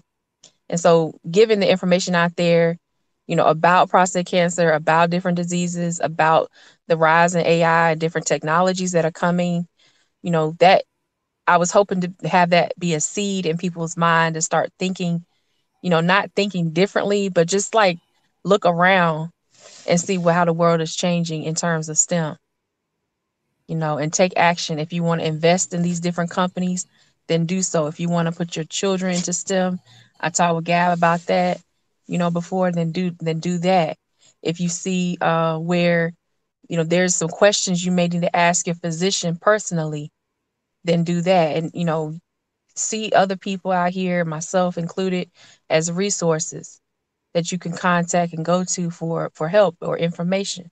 Those are some of the main points. So, as a scientist, I'm pretty sure you scientifically analyze your own self, right? Like, like say you see like a growth, on your fingernail or something like that. You probably don't have to go to the doctor much, right? Because you can just kind of scientifically figure it out, right? No, I still have to go. I'm not that type of I'm not an MD or anything. I still have to go to an MD. I see MDs every day, but yeah, I'm a regular citizen. I still go to the doctor. Um they're like, I guess because my area is very specialized, so it's more with your urogenital urological cancer. So this is going to be affecting mostly male urological disease. So everything about the male reproductive system is what I focus on. Of course, I go to the regular physicians and specialists for myself as a woman, but seeing as though you can't have children, there are more women available for children than men, and you can't have children without sperm. It's very important for us to look into why Black men have prostate cancer or diagnosed with it more than any other group, and work on preventive strategies and strategies to reduce negative prognosis. So yeah, I still go to the doctors and stuff. That's gonna happen. If there's something, I'll say this, I've never experimented on myself. I'll put that out there. I've never taken the reagents that we use and try to treat myself or cure myself with it. No, that goes against ethics. So was that because listening to you, it sounds like, you're a lady who was inspired kind of by men's health. So you're really into the health of Black men. Am I correct? Is that a correct assessment? Yes. So Okay. that's true. It started with the internship my junior year. My junior year summer going into my senior year undergrad, I switched from working on rainbow fish, Leopomus auratus, which is a rainbow fish, and we were doing nutritional analysis to try to improve on the soil content, the nutritional soil content in South Carolina, low areas of South Carolina. That got boring to me. I just don't like fish like that. It's hard to clean tanks and stuff. It was, we had like 50-gallon tanks. That was kind of annoying. So I stopped that. And I was just like jumping around to different things. I did some microbiology. I did some work with Drosophila melanogaster, which is fruit fly, genetic studies with that. And then I moved to the internship where I worked with prostate cancer. And one thing that separated that project with other projects was I was actually working with human beings, like, real work. And all the projects I've worked on, I've gotten paid because that's like, you need to get paid for the work that you're doing. There were options to volunteer, and I was like, no, like if I'm gonna be there like every day doing work as an undergrad, I need my money. So, but that project was very different. We worked with patients. We had patient samples, so it was more integrative into the translational field of science and research. Writing things down, keeping records, all that type of stuff, making sure you can help maintain the lab. And so I really did. I really enjoyed that. That's what got me into it, because I got to see, like, literally meet patients. As an undergrad, that was a big deal. Now it's I take it for granted at times, but that's really what catapulted me into the area I'm in now. So you are literally looking out for the brothers on a scientific level. So it's not a stretch to imagine that you may, or you may have already come up with cures for things that ail the brothers, right? I don't know. We can't say cures because that's how you get in trouble. So we like to use terms like, oh, this is a feasible long-term treatment method. You just can't say cure after Dr. Sabi. And I'm not trying to go to the Supreme Court and try to defend the word cure. They own that word. FDA, USDA, any other alphabet boy you can think of. Those organizations, those federal organizations, those agencies, they own the word cure. The American Medical Association, American Dental Association, with fluoride and all that, they own the word cure. You can't say that. So we can say this is a viable treatment option. It's a feasible long-term treatment method. It's a good clinically relevant. You can say that. We can say translationally sound. There are different ways that you can say it, but you cannot say cure. You can Wow. say this is an effective treatment for this specific group of patients. But if you go to clinicaltrials.gov and look it up, and you look at their results, any of the trials that are finished from 2017 or 2018, or any of the ones that are coming out starting this year, 2019, you'll see in their rationale section, in their support section, in their conclusions, the ones that are completed, they do not like to say cure. They will not say cure. So I Wow. can't say that I've cured anything. Only thing I can say is we're pushing towards better strategies to help treat patients, because now you have AI being integrated into our systems, into our learning methods, and AI will probably cure diseases before we will. And at that point, yeah, you can say it. You can say it cures because it's not human. It's not human beings doing the work. But I'm still a human being, so there's still a modicum of error with me. You see what I'm saying? So, um, Even if you're the person who comes up with the quote unquote viable right, treatment, right. you can't say, I can't if say you here. Hmm. okay, even if You you have cannot. 100 people in a test study and 98 of them get better, you still can't call it a cure. You can't say it, because in 5 years, if out of the 98 and within 5 years, 68 of them die, the Mm, treatment failed.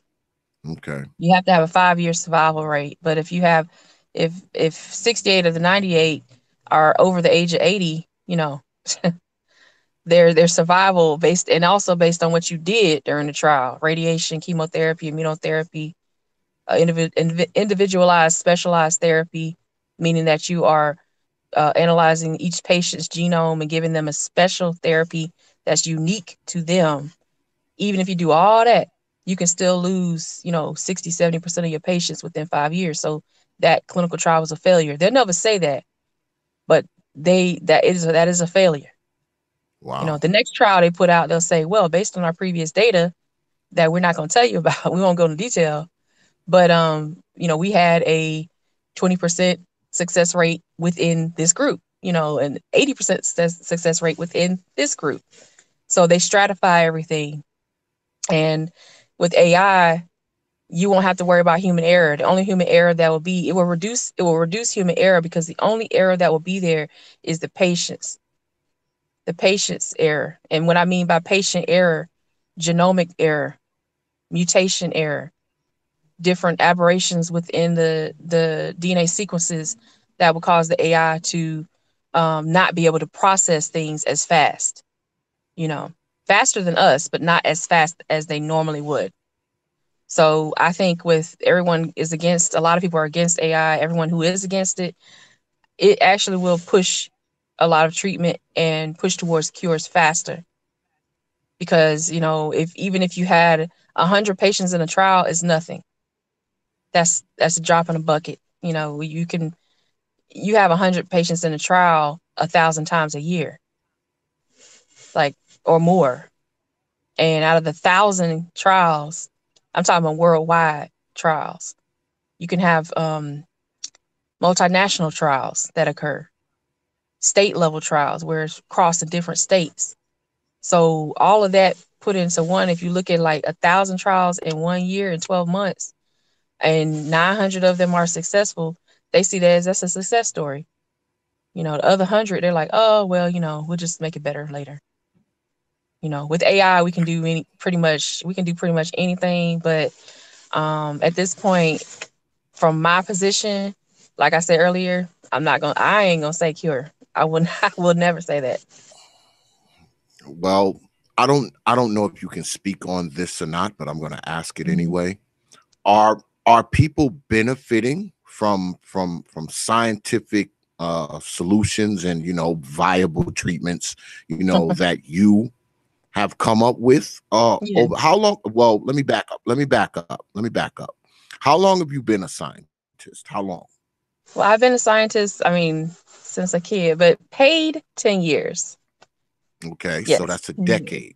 Hmm. There's been a lot of medical advances in a Yes. decade. Hmm. So you're probably directly responsible for some of the viable treatments, Yeah. that people are benefiting from right now, mainly brothers, right? Yes. So there's one treatment in particular that they were discussing, they're still discussing, they've been discussing it for like 30 years, because it is based on natural medicine, and that was curcumin. So we decided not to go with curcumin or cumin or curry or things like that. We decided to translate it because India and I believe Kenya, they pretty much had and even Nigeria, they had like almost a monopoly on studies on curcumin and curry and turmeric. So we switched over to fruits and decided to go with muscadine grape skin extract. So we have work that we've done with muscadine grape skin extract at another institution I was at, and showed that it decreased the proliferation of prostate cancer cells, aggressive prostate cancer cells. They've also done work where we have knocked out certain genes prior to CRISPR, or knocked down expression of certain genes prior to CRISPR, prior to TALEN technologies, and looked at how certain transcription factors, or these are regulator genes. These are genes that regulate groups of genes. That's what a transcription factor is. It's a regulator of different families and groups of genes. If you knock down expression of certain transcription factors, you reduce proliferation, you reduce migration You reduce the tumor's ability to move throughout the body or move throughout, like within a petri dish, within an in vitro culture system.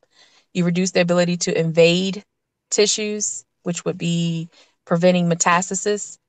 You reduce tumor growth. So all those things we've shown. Where I am now, the work has translated into looking at RNA binding sequencing and using CRISPR. So we've been using CRISPR for about 3 years now. It's been out for about 15 years, but we're behind. So, in using CRISPR, when I say being behind, we're behind on analyzing CRISPR for all the genes, tens of thousands of genes. And we haven't analyzed all the variants of those genes. So, if you count the variants, which is just variations of the genes, mutations, slight aberrations of genes, point mutations, missense mutations, you can see that we have a long way to go when it comes to knocking genes out, putting genes in. But what we have done is look at how the RNA is manipulated by a lot of these master regulating genes using CRISPR. We've done that. So we are working with a drug that is an antibody. Antagonizes a particular extracellular receptor. So that's a receptor that's on the outside of the cell. And there's an antibody that will block that receptor, therefore preventing that receptor from doing its job. And when that happens, you have decreased metastasis. So the tumors can't move throughout the body when you block that receptor. And the reason why this drug is good is because it doesn't cause any damaging side effects. It goes against the standard of care. So the standard of care is has a lot of metabolic issues. Patients have a lot of metabolic issues, a lot of side effects. There are papers on the side effects of this gene. I can say that this drug. The drug is it's called enzalutamide, but the generic name is Xtandi, and it's spelled XT as in Thomas, A N as in Nancy, D as in dog, I. So Xtandi. If you look that up, you can look up Xtandi in prostate cancer, pancreatic cancer, lung cancer, liver cancer. I mean, you can go on down the list. Brain cancer. It's been used for a lot of different things. Breast cancer. And what it does is it blocks the activity of androgen receptor. Androgen is important for male reproductive health. But it's also important, androgen is also important for prostate cancer progression. So you use this drug to block the prostate cancer cells from growing, block them, keep them from, you're inhibiting them from growing, from getting out of control. The problem is the patient has all these side effects that come from that. And there's all kinds of papers and trials that show all the side effects. So what we're trying to do is give an alternative. An alternative has no side effects. In trial, it has no side effects. In trial, it has no issues with vomiting or nausea or weight loss, weight gain, nothing like that. No high blood pressure, no increased cholesterol, nothing. So as an antibody, it's perfect because we need that for mice. We want to do a injection into mice. We can give that injection and not worry about the mice having any kind of morbidity, and having a better quality of life. You translate the mice into the humans don't have an issue. There we go. So that's what we're working on now. We actually have like 4 papers we already put out for using that particular drug. And I have 2 I'm working on now. One is more on the androgen receptor and the RNA binding functions and how we can manipulate those functions. And the second one is on metabolism. I want to focus on metabolism to translate the work from that drug that's standard of care, but clearly doesn't do a good job. It hasn't for like almost 80 years now. And the other one is, and then using the alternative drug on top of that. So yeah, what we have now is a lot of work on to the future. Wow. That's impressive stuff. No, I bet you, I bet you brothers have no idea that, because let us be clear, I mean, you're literally saving brothers' lives. That's the long and the short of that. You are saving our lives because we are, of course, we're more prone to prostate cancer than anyone Mhm. else. So, your focus is prostate cancer. You're primarily helping save the lives of brothers. Am I reaching by saying that? No, you're not reaching because we've done the deep sequencing and whole genome analysis of many of the patients. Last count I saw was a couple weeks ago. It was like over 2,000 something patients, just in the Southwest area. So mostly California, but I saw like Southern California. That was the biggest cluster that was collected, and yeah, we match a lot of the genes. So that's another thing. It's not like a main project of mine, but it's like a side hobby project where we're like matching clusters of genes with clusters of patients and then looking at the environmental impact. So yeah, if you can predict, like if you have a patient at a stage 2 or stage 1, and you can like predict based on genetic analysis, like, okay, these genes are going to go up if you stay on this drug, and you can prevent the stage from going to stage 2 to stage 3, or God forbid stage 4, because that's terminal. If you can prevent that, then why not do it? So that's what we do. And also it's about not just efficacy of the drug, meaning that the drug is effective, but it's also about safety for the patients. Number one is safety for the patients. And you have to be able to tell the patients straight out, like, look, this drug, you will be taking 40 mgs per mil of this drug every day. If this drug is almost, let's see, almost metacarpal and a half of your finger. So if you look at your index finger, the first metacarpal, that's about an inch. These pills are like an inch and a half long. 40 mgs per mil of this drug every day. Each pill is like 200 some dollars. You have to take it every day. You do the calculations, it comes out to like over $70,000 a year for this drug. If I can prevent you from having to be on that drug, and I can tell you, instead of this drug, maybe we should do surgery. And a lot of Black men in general, don't want to do the digital rectal exam, don't want to do the surgery, don't want to have a biopsy. It's painful. The biopsy is painful, but it's necessary because it will prevent you from being on these drugs, doing radiation, which is very scary and sometimes unnecessary. But on my side, because I'm not a medical doctor, my area is science. They come to us for the science. So we are necessary. I suggest people who are questioning to talk to their MD. And as a scientist, I can tell you what to ask, like what to say to your physician, because they have expectations of you just as you do of them. They expect you, if you're Black, they expect you not to know. They expect you not to have an idea. They expect you not to read the literature, the brochures and literature they give you, because the literature is based on like a third grade level for reading. It's not even based on adult reading level. So they're going to give you this and they're like, well, they're not going to read it anyway. But you have to, I would say, like I said earlier, use your resources. You have people around you, you know, myself, you have the Black Brain Trust, you have Don Calypso, also a scientist, of course, Dr. Ford with pharmacology. She can go more in detail about, the drug side of it, because I'm not as well versed as she is.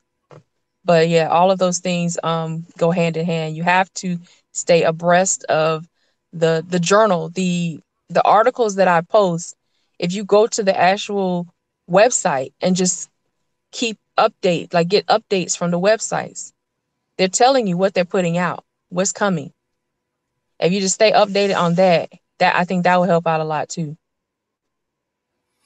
Well, I'm going to ask you the same thing I asked Lady Paulina earlier. Was it hard, as a Black female science prodigy. Was that hard, going through the ranks and going through the schooling and, working in the laboratory and all that? Was that hard for you? Yeah, it was. But I always had the threat to get a whooping, so I kind of it was hard, especially in college. I can relate with Paulina because, and I'm pretty sure Dr. Ford as well, because I had to stay isolated, but that actually helped me because now I'm isolated anyway, socially, racially. I'm even from generations. I'm isolated, and being selfish and putting yourself first, and then not even putting yourself first, putting the work first. That came, that became like my life a lot of times in college. I missed out on a lot of social activities.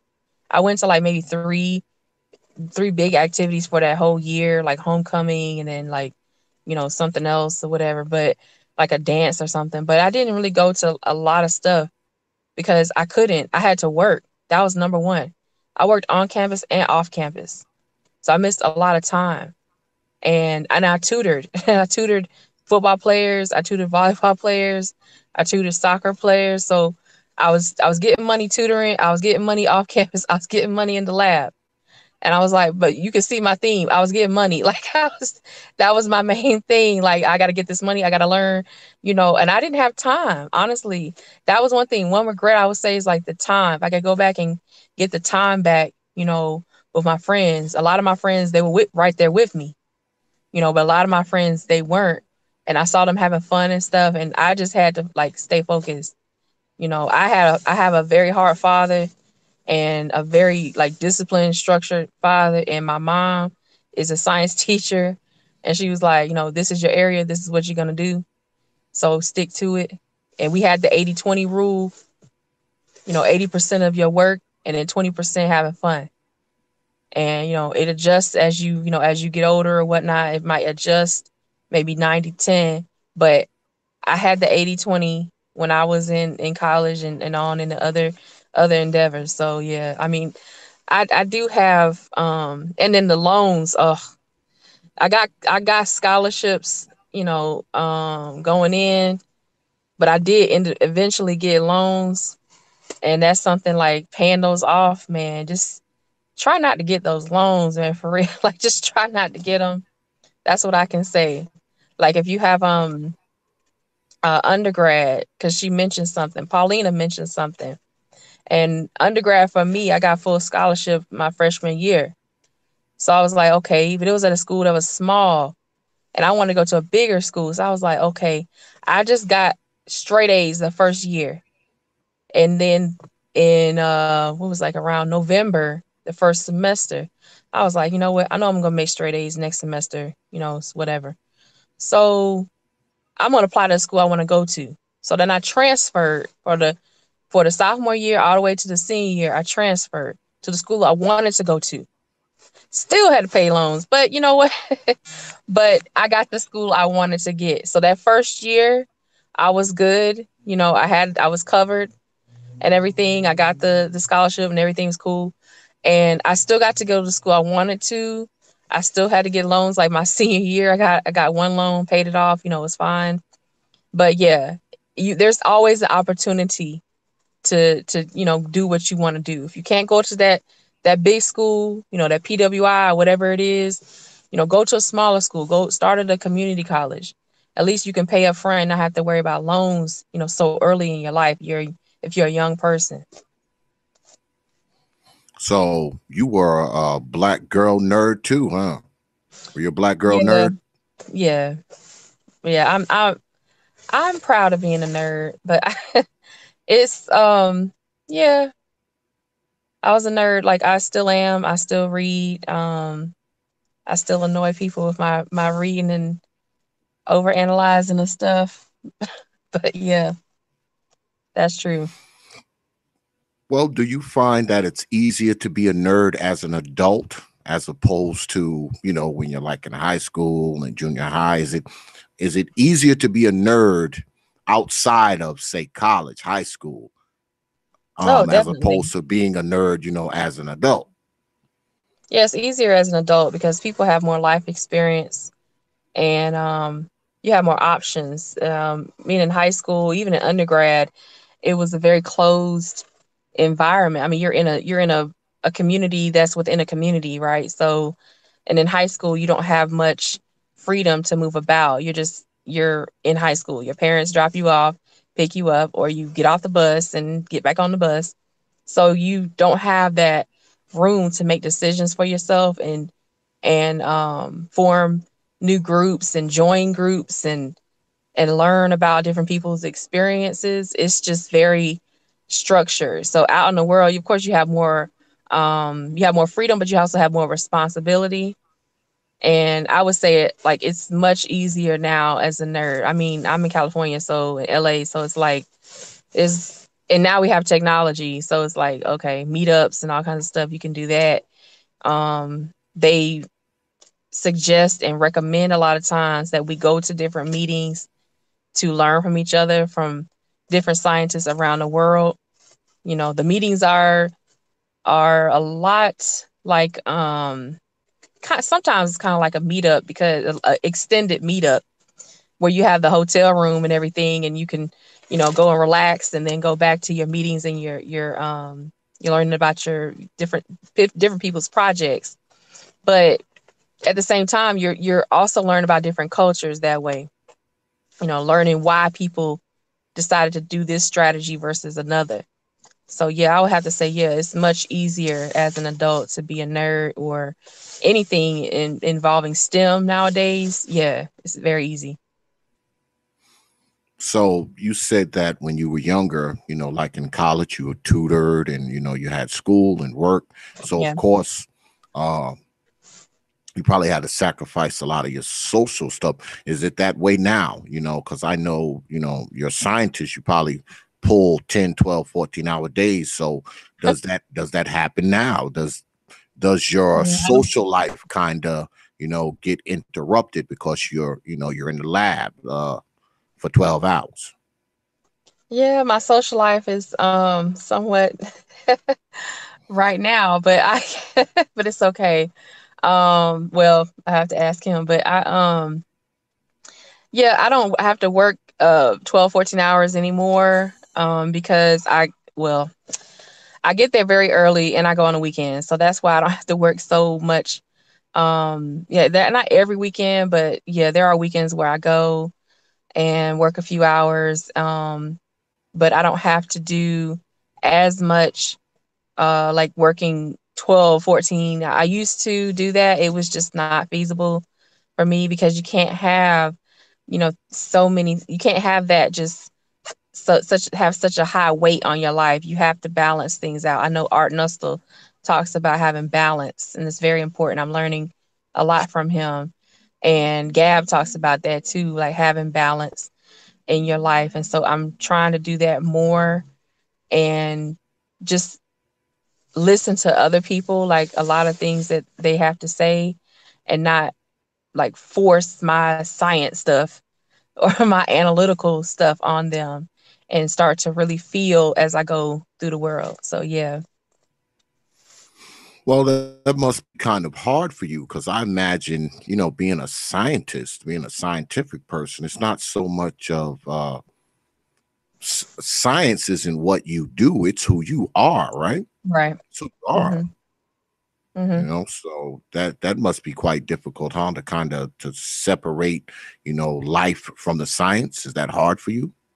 It is hard, but it is something that has to be done. I mean, there are new challenges that everyone has to overcome in their life, and that's a challenge that I feel like if I'm going to have a family, if I'm going to have, a husband with children and everything, then that's something. And I see people who are scientists who have families, who have a social life, and they can do it.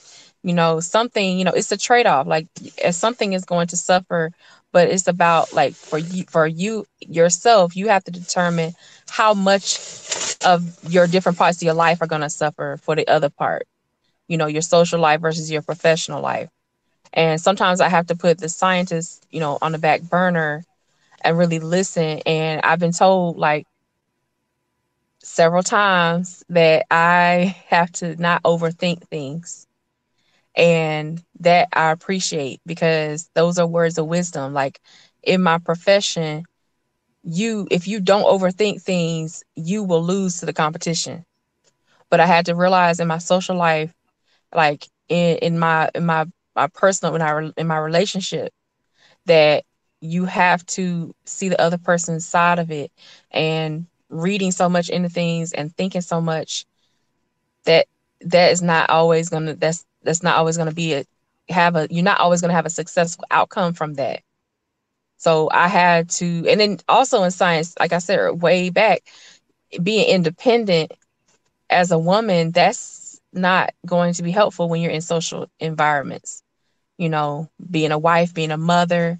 So putting those things aside and knowing how to compartmentalize, that's a challenge, but I'm willing to take that challenge on. Mm. So are you looking forward to being in the wearing a bigger lab coat because you got a big pregnant belly while you're walking down through the laboratory? Yeah, we had a larger guy in our lab. And he had a 2X lab coat. So we used to make fun of him, we used to say it was a blanket. But yeah, that's something that yeah, I wasn't even thinking about that. But yeah, it's more about because they don't even call it pregnancy, they call it a condition. They say, well, in your condition, but yeah, all the different safety and all that stuff that would come. So let me ask you a few media questions in this last little 15-20 minutes we got here. What do you think about how media is right now? Because I see you around. You're Hmm. you're on a lot of men's channels. I Hmm. noticed that. I've seen you Hmm. on many men's channels, and now you're here. But do what's your take on media as it stands right now? Actually, black media.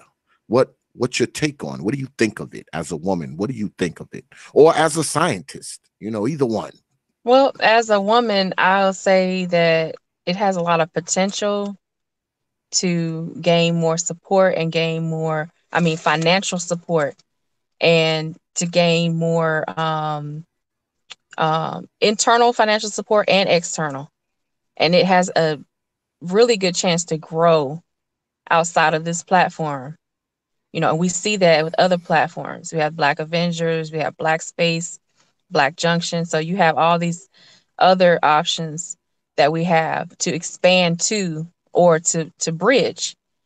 So I see that. I also see, as a scientist, I see where there are, like for instance, with a lot of panels, there's opportunity for people to challenge their ideas, challenge their preconceived notions about things. And that's something I like. I do not like the yelling and screaming and cussing and all that, for no reason. If you're going somewhere with it, okay, I get it. There's a teachable moment in it, I understand. But, just letting somebody tell you, okay, this is how I see it, and then people exchanging their ideas, I like that. That's the scientific method. That's the way the process works. People coming up with stats and telling you this is what the statistics are, this is what history says. That I like that. Beating people over the head with it, no. That I don't like that. The way I see Black YouTube, for instance, like, just as, because it's not as big as we think it is. It's really not as big as we think it is. I see it getting bigger, but I also would like to challenge, content creators and partners to think outside the box of what they normally would do, as far as their content, as far as how they present their content. And I would like to give a challenge to, the women, you know, if you see yourself like questioning different things that, I'm not talking about just content creators. I'm talking about people that support the content creators and the content creators themselves, the females. If you see something like, okay, I have a question about this, or, you know, just make a short video, and don't be afraid because a lot of times, if you notice, I'm on the panel by myself. It's not a lot of ladies that, that want to come. And I'm just, hopefully I can encourage them if they want to come. Um, some ladies may not, that's fine. I appreciate those that do. Raining Woman, Soul Alchemy has her channel. It's great. And she has some really good soap. Y'all need to go check her soap out. akashasnaturals.com. Yeah, and so that's just a little plug for her. Yeah, But I saw her website. I checked out her website. She's got a lot of stuff a lot on of there. She products got a on there lot of, for men and yeah, women. she has, Yes. yeah, many things, man. She has Hmm. on there many things, And many that's another things. example of that because she's using the channel as like a vehicle, into her website, into her products, something that she can offer that's tangible. Like I wish I had that innovation, that know-how, and the time and dedication that she puts into it. So that I support her. And the last thing I'll say is, we keep supporting each other financially. We keep supporting each other through our channels, you know, helping each other to build and to be better. Like that's the main thing. Just making sure that we're moving towards improvement. Because I do see Black YouTube and all the other um Black owned and funded social media networks building to a mainstream network level. I do see that, coming because where else are we gonna get this type of information from real people?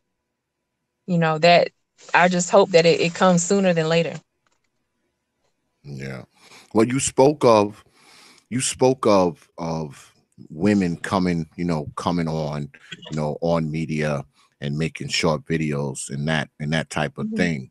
Now, I know you, like I said before, you come into male spaces, and there are a few women who also, Yeah. you mentioned Lady Raining. Mhm.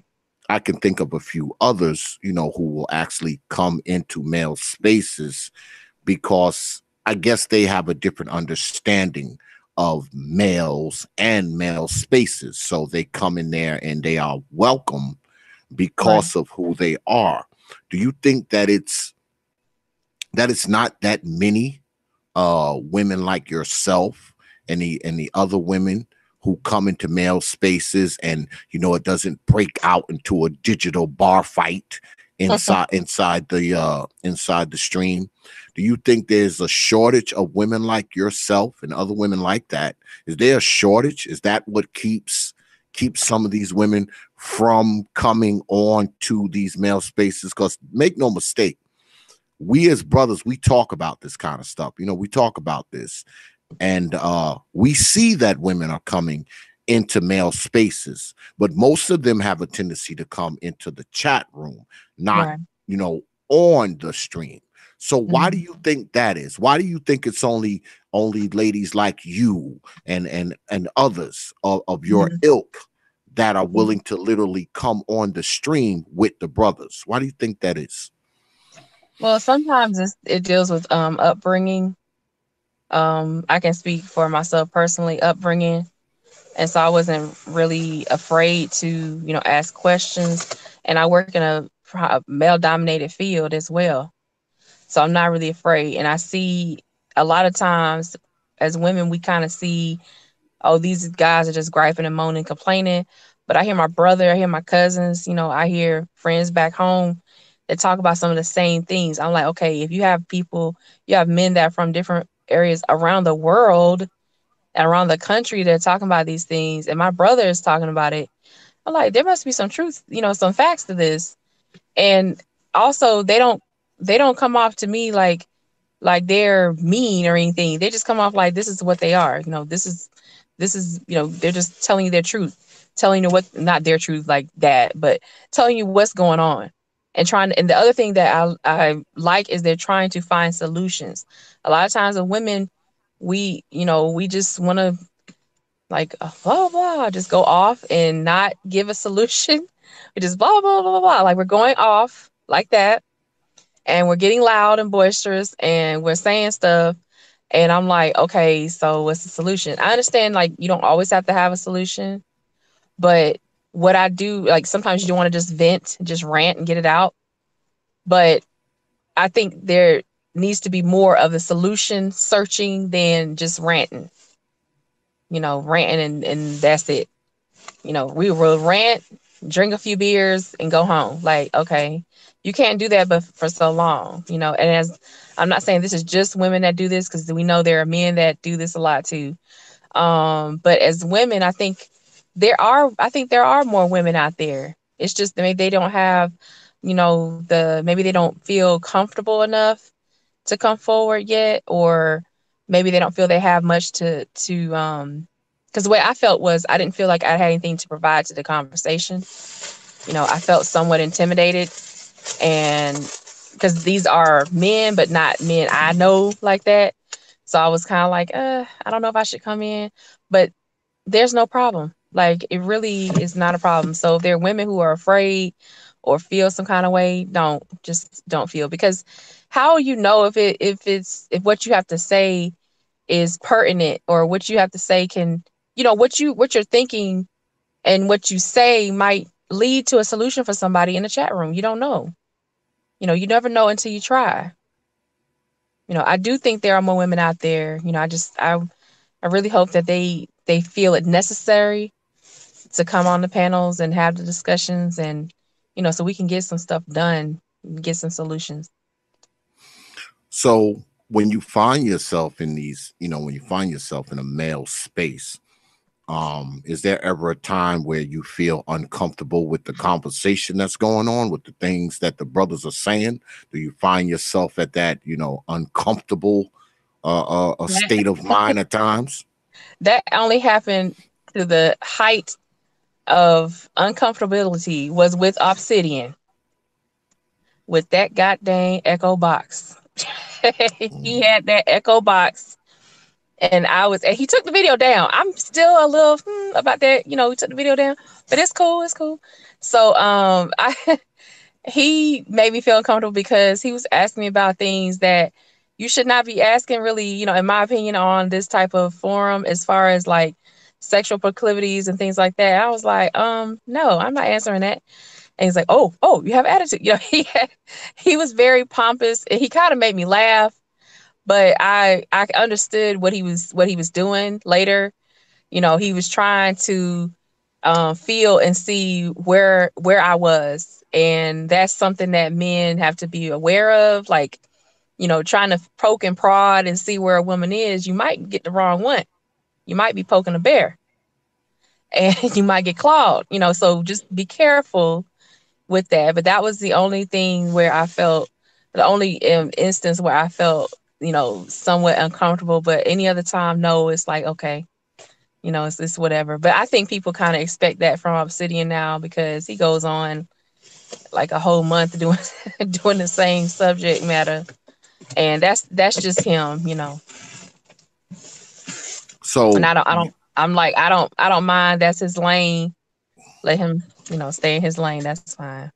so you don't have much of a problem with the things, because I know a lot of women do.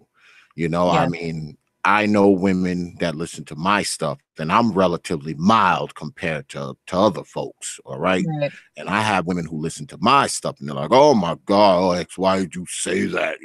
That kind of stuff. So it doesn't, I guess, well, obviously you're not thin skinned. Mm-hmm. Okay. You're not a thin skinned person. So as long as the conversation is constructive, you don't have too much of Right. a problem with what we as men say, right? Right. Okay. And see, even with the example with Obsidian, the conversation got back on track.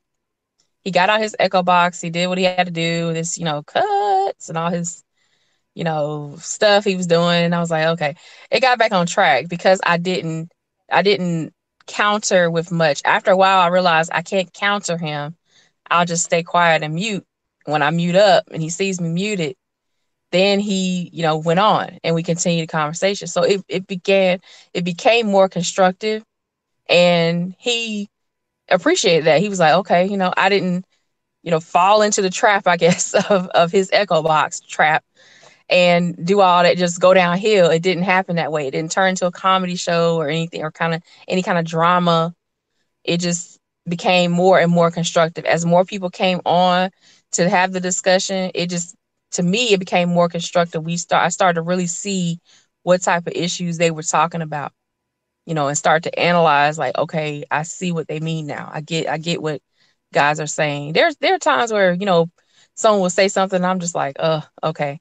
But I kind of like let it go, because I realize, where there are times where I'll say something and people are like, oh, rolling their eyes and stuff. I'm like, okay, so I get it. Everybody has their temperament for certain things, and that's cool. That's fine. Okay. So you're cool with the man talk. Well, I'm cool, because you know what? I can always turn it off. If I don't like it, ladies, you can always turn it off. Just like a barbershop, you walk in the barbershop, men in there talking about women and all this stuff. You can walk out the barbershop. I mean, you can leave. Like, nobody, they will literally tell you that in the barbershop. I know, because I used to take my brother to get his hair cut. And I'm like, I can't believe this. I'm aghast. I'm clutching pearls. Like, oh, I can't believe they're talking like this. They're like, hey, little mama, you can walk. Leave your brother in here, and I'm like, you know what? They're right. I can leave. And I would go right back outside of my car, and I'm fine. That's not my space. Rain and Woman says that. She was like, men need their space, women have their space. And I get that. When I'm needed for a conversation, that's, then I'll be there. It's fine. Well, you are for the brothers anyway. We done already established that. I mean, in a big way. I mean, because I will say again that you are literally saving brothers' lives. And I hope that brothers understand that about you, that you are literally part of saving our lives. And I hope brothers have a healthy respect for that, because I do. I've had a few brothers in my family, people that I know, have had prostate cancer. A friend of mine just had surgery 2 weeks ago because of prostate cancer. So I mean, prostate cancer is very close to me, because people that are close to me have been diagnosed with it. So I mean, I'm beyond words knowing that this is what you do and this is your specialty. And I'm thankful for what you do, because some of the stuff you do probably saved my folks' lives. I mean, and I'm not just saying that to kiss up to you. I'm literally saying that, some of the things that you have done have probably literally saved their lives. So I'm very thankful for that, Lady Nicole. I mean, and all due respect, for that, because that's important. I mean, you have a really important job, you know, and I'll say again, I mean, you taking care of the brothers. That don't get no better than that. Being a black man myself, I mean, I have to have a healthy respect for that. Um, this was good. I appreciate you coming on tonight, Lady Nicole. I know I will see you out there somewhere on the other side on media. And those of you who wish to follow Lady Nicole's page and jump up on there and subscribe, look down in the description box. You will see her channel link. Go on down there. I was down there watching some stuff today. She got some scientific stuff on there too. So I'm not going to tell y'all what I watch. You got to go down there and see for your damn self. But yeah, I appreciate you coming on, Lady Nicole, man. I mean, these hours are going by so fast. God damn. Yeah, hopefully this ain't the last time you come through. You're always welcome on the old T.P.O.T YouTube page. And like I said, I'll see you out there somewhere, Lady Nicole. Okay, thank you very much. Y'all have a good night. I have to go take care of my man in real life. My man. Okay. I So got hey, I don't want to stand in the way of that. But like I said, I appreciate it. And peace. All right, peace. Good night. All right. Just got off the line with Lady Nicole Ali. And coming up next on Hours of Power, Hours of Power, Hours of Power, Hours of Power, Hours of Power, Hours of Power, Hours of Power, Hours of Power, the one, the only Dr. Ford is in the house. What's up, Dr. Ford? Hi, What's up? Voice of YouTube. You Let me turn flatter my me. camera on. You flatter me. You flatter me. Okay. How's it going? I'm good. I'm good. Um, Good. let me go ahead and start and ask you this, Doc. Okay. Like I always start with everybody. What brought you to YouTube? It's a funny story. And he gets me all the time with it. Well, the first thing that brought me to YouTube was O'Shea. I know O'Shea outside of YouTube. So, and it's a funny story because he told it one day on his channel. I don't know if you were on that panel or not. But he just got accepted into med school. And I was in my first year of pharmacy school. And I was supposed to meet him. He was like down here with his I think with his grandmother. He was like 40 miles away from me. And I kept flaking on him and putting it off. And so I ended up talking to another guy, and the guy put our picture on Facebook, and O'Shea saw it, and he commented shaking my head, and so he was mad at me from then on. So I got back in touch with him. I remember I had subscribed to his channel a while back, and then I saw like a red dot, like that meant someone was live, and I was like, "Oh, what is this live? What does that mean?" And so I clicked on it, and there he was, and yeah, I've been here ever since. Wow. So you are a pharmacologist, I'm a correct? I'm a pharmacist. Pharmacist. Mm-hmm. So what what made you want to become, I guess, a what made you want to take your doctorate in that? I mean, why that? Why'd you choose that particular career path? Okay. Well, I graduated the first time in undergrad in 2005. I was an English teacher for 3 years. So that was my first degree because I wanted to go into law first. And so the law market has been kind of going really badly just from my studies and looking into the field. So it's been kind of going bad. And so I decided that I was going to go with my first love, which is science or medicine. And my mother, just like Nicole Ali's mother, she was a science teacher. So that my background was in science, and then my brother graduated in biology. So I was like, well, I know that my mom would take a lot of, like, they would take blood pressure medications and all this, and then those blood pressure medications and special generic names had a lot of cool words. I was like, okay, I like these words, and then I like the science behind things. I like to know what drugs do to the body and what the body can do to drugs. That's pharmacodynamics and pharmacogenetics, not genetics, pharmacodynamics and pharmacokinetics. So what the drug does to the body, what the body does to the drug. So I wanted to know all about that and why they were taking it and what it does to their body. So I went back to school to pursue a second bachelor's, and my second bachelor's is in biology with a minor in chemistry. And so I went ahead and did that. And during my last year of my second bachelor's, I applied to pharmacy school and I got in. And that first semester of pharmacy school, I was in like a modeling show. And I was on my way back to school from my house, which was like maybe 2 hours away. And that night I had a bad car accident where I had a bad head injury. So I had to be put on medical leave from school for at least 2 years.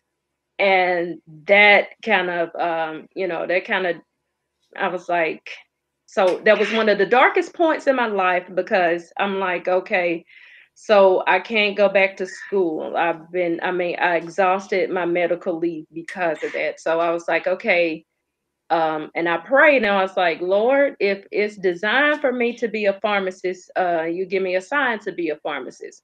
So one day I saw like this job for like a tech opening, but it was in Louisiana. And so I was like, well, I'm just going to move on faith and go down there, get some experience as a tech, take this test and go on. And so I applied to a school down there. And so when I applied, I told them, I told the same story to the people who were interviewing me.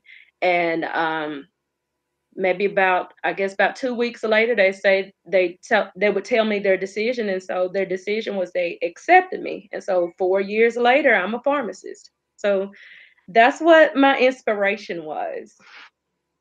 Okay, so I imagine you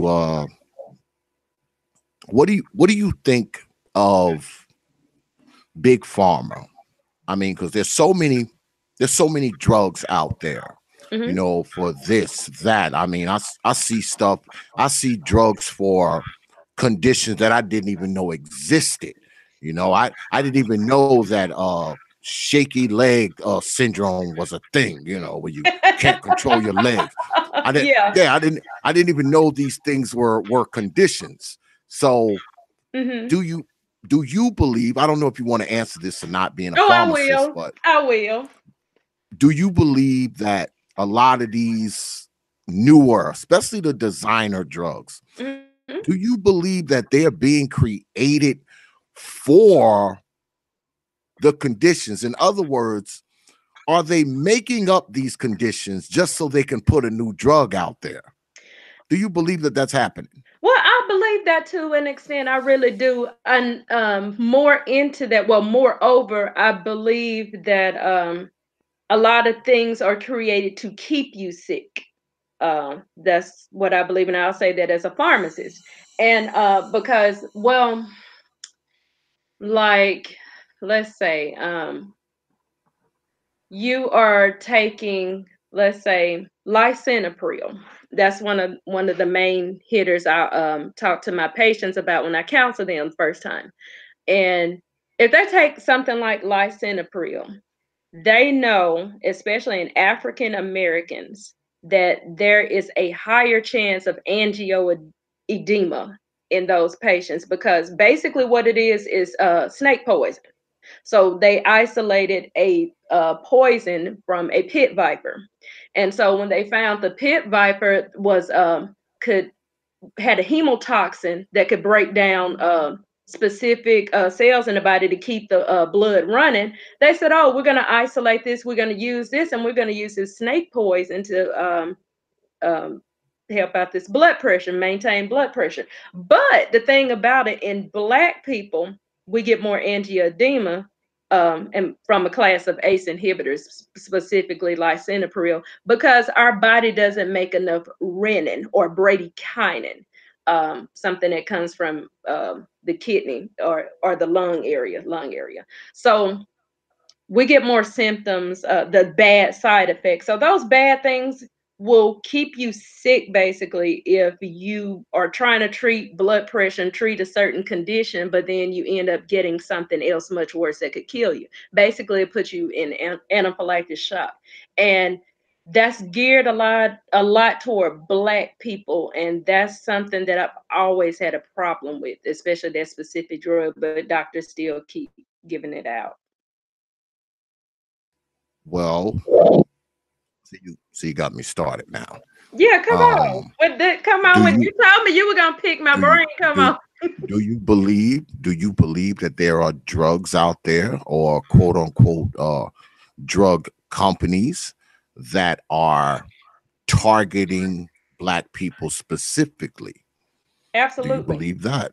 Absolutely. And I just told you about the lisinopril, and they also have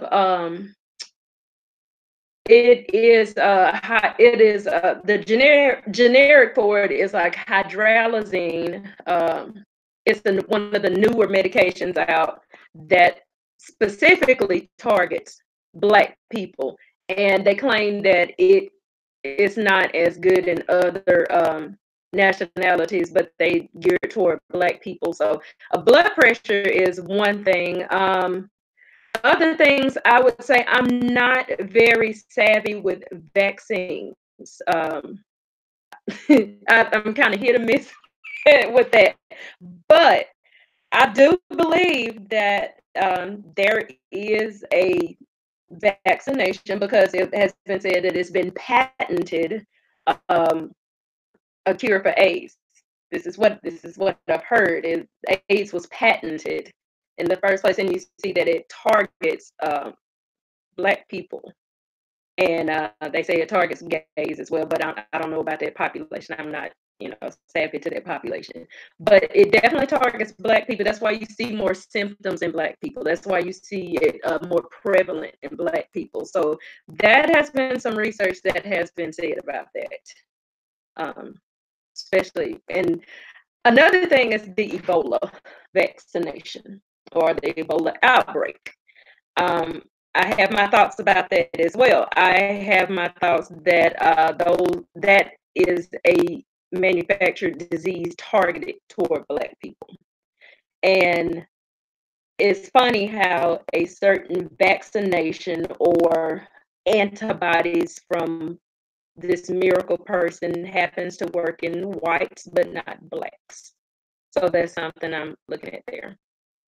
And I don't know how you feel about that either. Well, I mean, pharmacists, you guys, you just administer.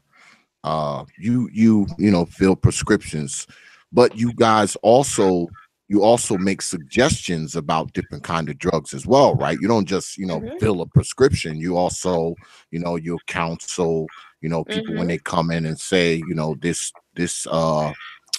this medication is better or this one is not as good. So as a pharmacist, you're not just, handing out medicine. You're also somewhat of a counselor too, right? Yes, I'm checking out the doctor's mistakes, because they will write something when you know that it counteracts with something. They will write something that knows is contraindicated in that patient. Let's say that this patient is allergic to penicillins, but you administer amoxicillin or napcillin or something in that class, and they're not catching it, or you give them some cephalosporin, which can be like a 10% like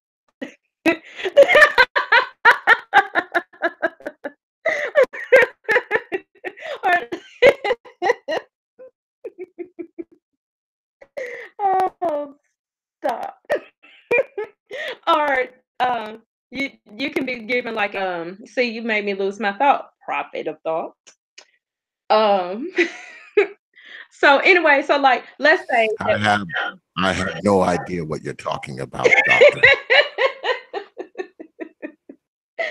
Oh, so okay, so let's say that a patient is severely allergic to penicillin type of antibody, but you administer them a cephalosporin. There's a 10 to 20% cross allergy with that. So, we have to look into that. We have to call the doctor, like, is this what you want? Or else, let's say a patient is on methotrexate for rheumatoid arthritis, or um, let's see what else they do, or some type of cancer, but they give them Bactrim, and like Bactrim for maybe a UTI or something.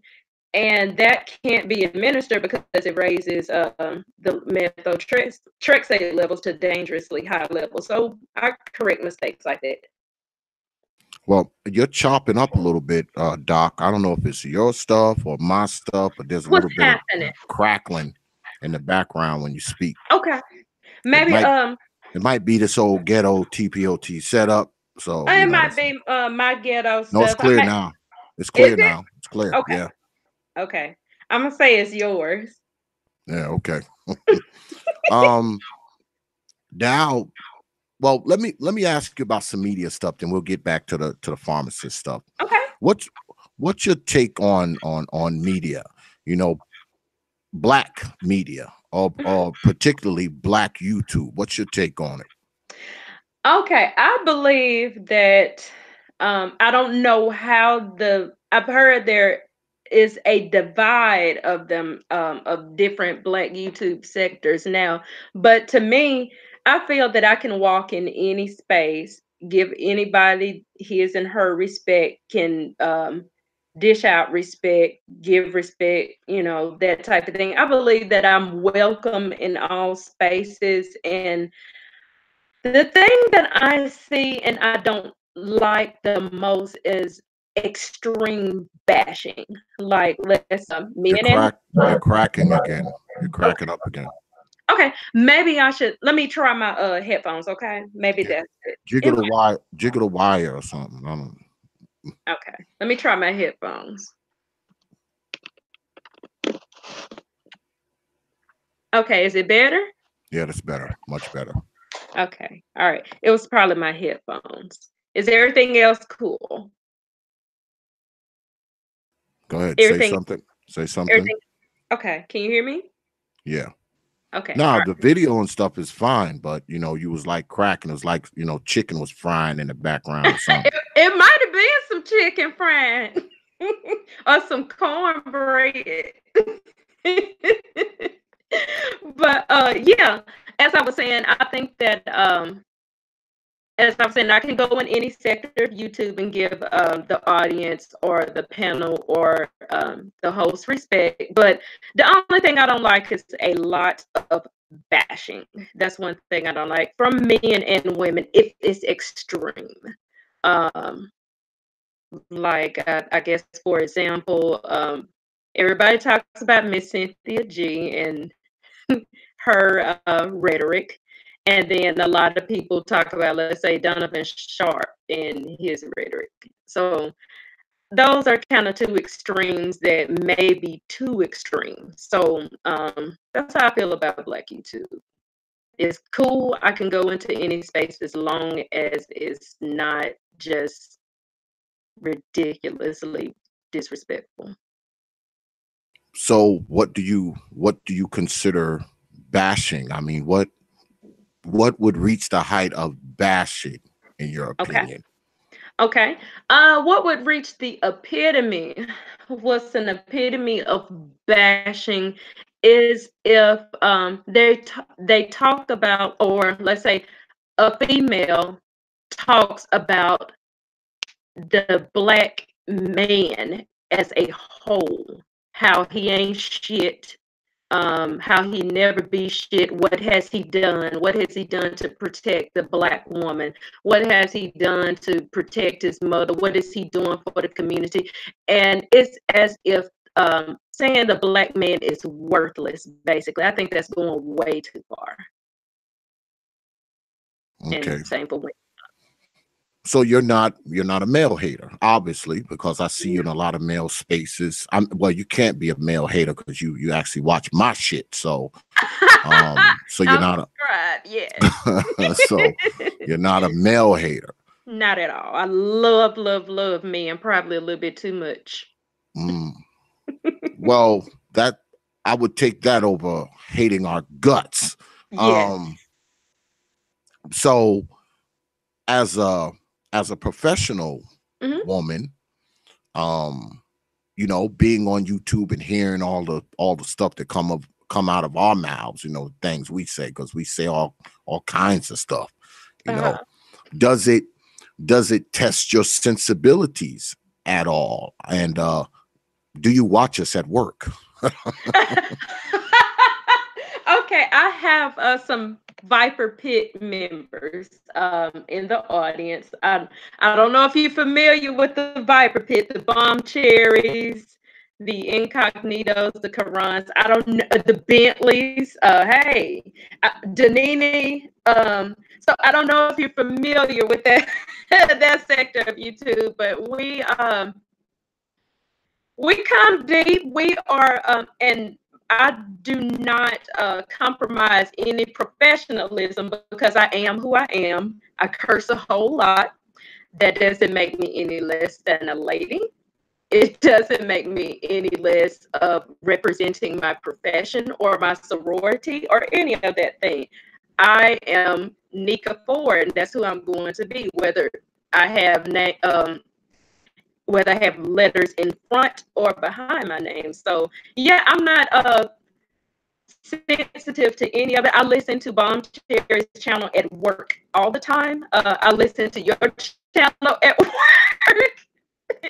Yeah, I listen to your channel at work. I listen to O'Shea. I listen to Tommy Sotomayor. I listen to him. So yeah, I listen to all you all. It doesn't matter. I have my earphones in all the time, and my techs laugh at me because I'm dying laughing, and they're like, "What are you laughing at?" And so I'm like, "Yeah, I don't think you want to know." But no, I listen to you all at work. I don't care where I am. I represent you all. I'm a Black woman first before I am anything else, and nothing can change that. So I'm two for two tonight on this question. So I'm going to ask you two. All right. Were you a nerd? Were you a nerd in school? Let's see. What would you Okay, let me ask you this. What would you classify as a nerd? Somebody who, okay, go ahead. And I won't answer that. Can you classify what a nerd is?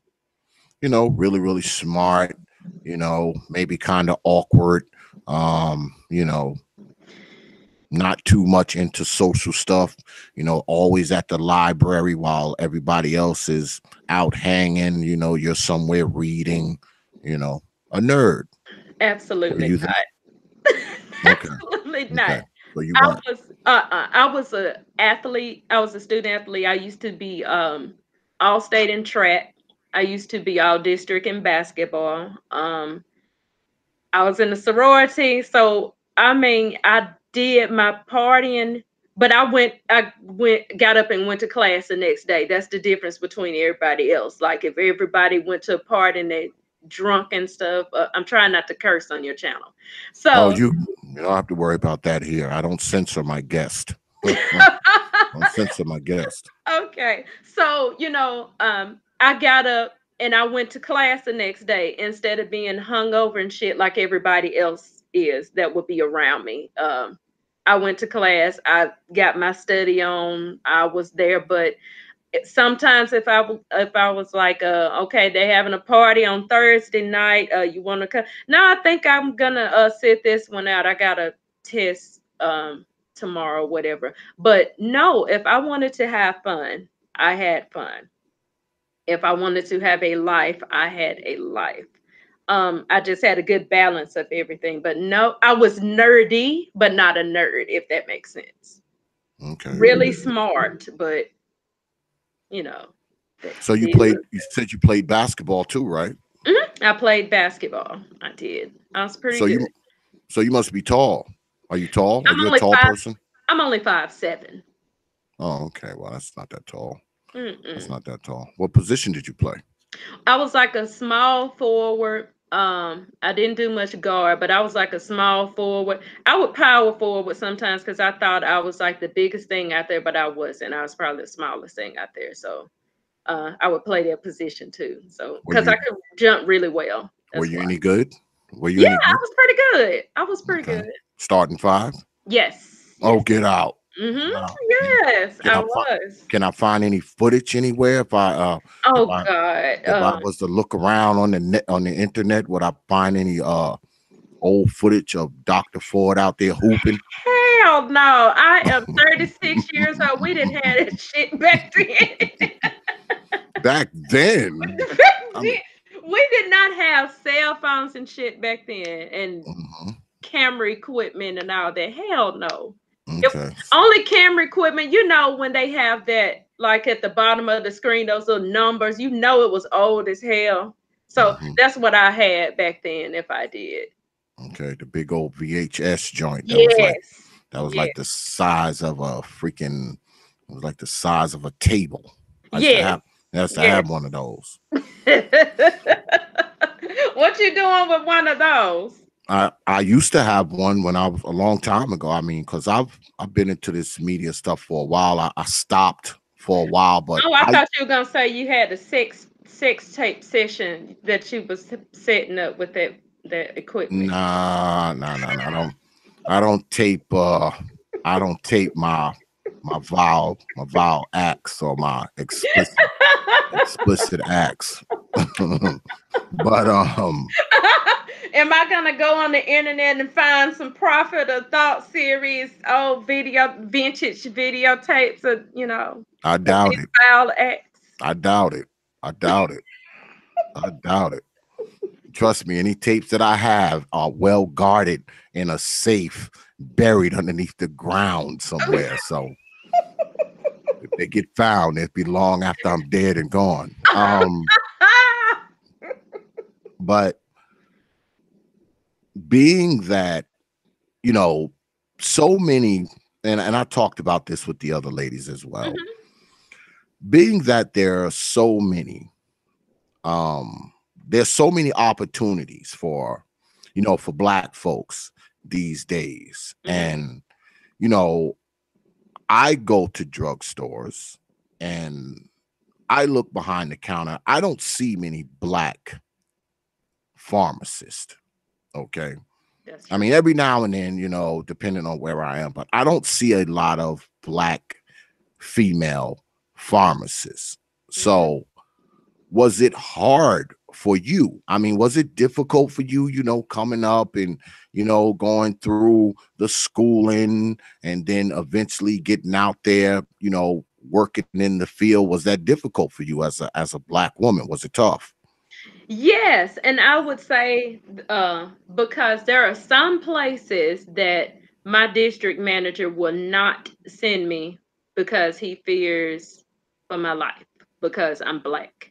So there are certain places in nearby cities that he will not send me because people are still extremely prejudiced and they act up on that prejudice. So that's that one thing. So there's strike one right there in the job field. But when I was coming up, I I guess I had maybe like one or two friends, black friends, out of like maybe about 30 or 40 people who were in just undergraduate. And some classes I was the only black person there, so that was awkward. And then in pharmacy school, it was yeah, it was pretty tough because, we, the black people, okay, so we had a class of like maybe 103, and it was only like 10 of us. And that was tough in itself because we never stood out. It was always, somebody white getting recognition. So that was tough. And it's also tough in the job market to, if you don't have, beyond the bare minimum, let's say you graduated from, well, some people do 2 years undergraduate but don't complete, but go straight into the doctoral program. As a black person, we couldn't do that. I had to have a degree. Hell, I had to have 2 degrees in order to make myself, um, a competitive applicant for the applicant pool in the School of Pharmacy. I also had to have an outstanding PCAT, the Pharmacy College Admission Test. I had to have an awesome score on that. Just to even compete for the bare minimum, I had to go above and beyond because I'm black and a female. So yeah, it was tough. So now that you're up there, you're a pharmacist, and um, you hand out the many pills that we eat that I think that they're usually doing us more harm than good. Do you think that many of these drugs that are being, you know, prescribed to people, are many of these drugs just placebos? I don't know if you want to answer that or not either, but are many of these drugs just freaking placebos? Are these people taking these drugs and they're not really doing what they're being told these drugs are supposed to do? Is that out there? I Or, think or can certain you say? Yeah, I think certain classes of drugs are like, let's say you have your statins for cholesterol. Um, certain statins, like they still give like Prevestatin, they'll still give Lovastatin. So certain statins for cholesterol aren't really seen to have much benefit at all, but they still prescribe these things. So things like that, classes like that, I do see as more harm than good, because if you do take your Prevastatins and stuff like that, you risk, and it's not working, you do risk getting something called rhabdomyolysis, which is a muscle breakdown, muscle deterioration in the body. So seemingly trying to get your cholesterol down maybe about 10 points, you you killing yourself. Basically, you getting your body breakdown, your muscle breakdown, and because you're going to have to, if this dose doesn't work, you're going to have to increase the dose, and you increase the side effects with it. So I think it is a placebo effect. You don't get as much benefit, but the more you have to take, the more harm it causes, if that makes sense. Wow. So I know that doctors get kickbacks from these pharmaceutical companies. They do. Do you guys? Do you pharmacists? Do you guys get kickbacks? I mean, I don't know if you're willing to answer that or not, but well, the thing about it, retail chains really don't now. It used to be like independent pharmacists get hell of kickbacks, but if we in retail chains do, we damn sure not seeing a benefit from it. It must be something going on higher up. You know what I'm saying? Maybe a higher up position is benefiting from it, but we pharmacists at the bottom, low position, we're not seeing any of it. But that's not to say that something like that doesn't go on or doesn't happen. So I believe so. It used to happen a lot with independent pharmacies, but I wouldn't say that it does. I wouldn't say it's not off the table. So and that's not me. I'm sorry. Go ahead. Go ahead. Finish. I was saying that's not me hiding or trying to deviate from the question. I don't know at the. It's just like Freemasonry. The lower level you are, the less you know. So the higher level you are, the more you know. If that makes sense. So as a pharmacist, are you, I guess, licensed and registered in only one state, or can you like go somewhere else and be a pharmacist if you wanted to? I'm registered in I'm licensed in 3 states. But I have to take, as a pharmacist, you have to take a different law for each state. So I can't, let's say I'm in Arkansas.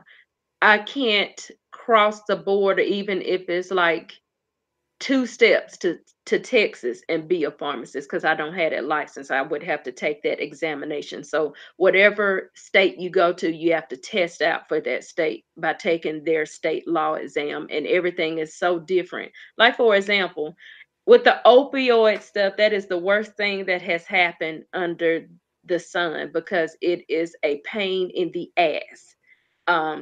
It's just too much regulation with it, and it's stupid.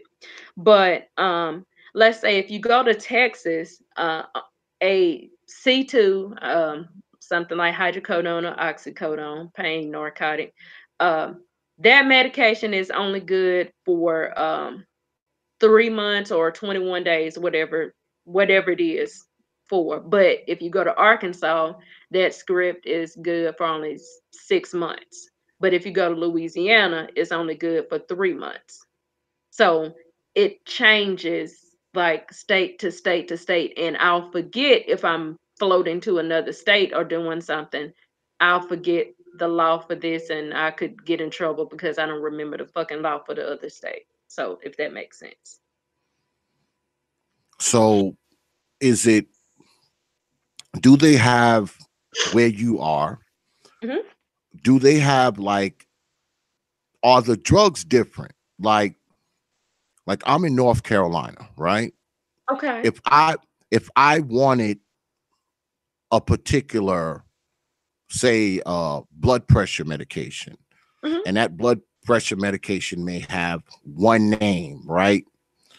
Now, it could be under the same name where you are. Would it be the same drug? You understand what I'm saying? Do they kind of parse the drugs out? Like, do they give the good stuff to the people in Florida and give the crappy stuff to the people in, say, Michigan?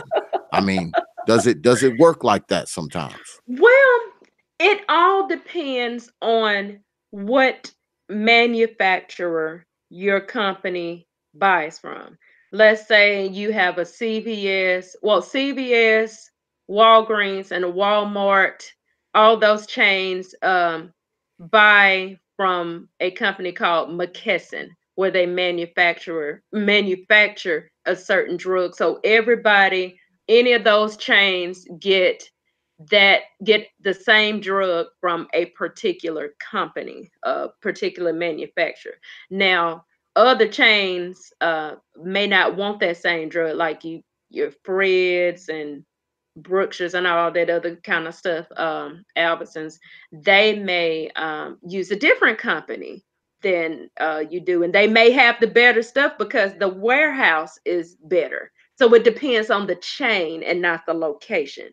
Um, and I don't know if you heard, but losartan and amlodipine slash valsartan, all those are taken off the market due to an impurity that is a carcinogen. So the plant that they manufacture these things at, uh, and that's the bad thing about drug companies. They can make drugs and have glass in them. They can have rat shit in them. They can have all kinds of impurities in them, and they can still give them to you because it's not detected. It's in that plant.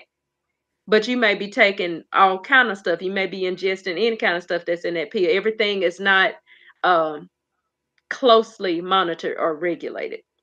But losartan and some of these other drugs are taken off the shelf because they found an impurity that is a known carcinogen, I believe, in rats or something at higher doses. So they have a class 1 recall of losartan. So and I would say to everybody to, I guess, download FDA alerts so it can tell you what medications or any other products that you need to look out for to take off the shelves before they go to the news, so you can be on the alert about it. So what's better, going to the big chains like Walgreens and CVS and Rite Aid, or one of those small little corner drugstores? I mean, what do you think is better? Who should people be going to get their prescriptions filled by? Should they go to a Walgreens, something big, or can mom and pop drugstore? I always recommend mom and pop, always. Why? And my thing is because they are going to find the best quality. They also have things that, like, some stores will block off where you can order from. Let's say there is a company that only has a certain kind of product, and you want this product. Walgreens or Walmart or CVS is not going to order that for you because let's say you and I'm gonna give an example. Tizanidine, which is a muscle relaxer, a lot of people use for sleep. It's good shit. Um, People will get that, but Dr. Reddy's brand is not the best. But you have another brand. You have Teva. You have different manufacturers. Walmart or Walgreens or CVS, your chains will tell you we can't order that.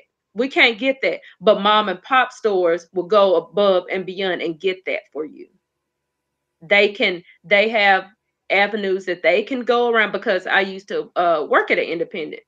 And so they have different avenues that they can go to get that for you. They can go above and beyond, and they won't just up and tell you that no, we can't get that because we don't order from this certain company. Mom and pop stores will do it for you. Wow, that's good to know. It That's is. very good to know. So, is it? I know I'm asking a lot of Oh, I want you to ask pharmacy away, honey. pharmacy questions, but Yeah. is it, when it comes to particular drugs, are for instance, say a doctor prescribes you a particular drug, and I know there's, you got the high grade stuff, it's just like weed and crack and everything else, you got the good stuff and then you got the BS. Mm-hmm. So if a doctor prescribes you a particular medication, right? Yes. And that medication may be the good stuff. It may be high grade, it may be the chronic of drugs. But what off is this? Does this happen? Do you pharmacists say, well, this drug is, very, very expensive, and your coverage ain't gonna handle this, so we're gonna give you the generic shit that's mixed with the glass and the rat feces, like you just said? Does that happen? That's a preferred thing to happen, because what happens is that if the doctor, like you said, writes you the brand name or the good stuff, let's say we're gonna say OxyContin, so they write OxyContin and they give you brand name. If the doctor does not write dispense as written or check the box dispense as written and signs it, oh, we giving you the generic shit, baby. And the generic shit is anywhere from 80% to 120% efficacy. So you can have 80% as good as well as the regular, or 120% as well as the regular. So you have that window there. So you could be getting, the generic could be better than the brand or worse than the brand.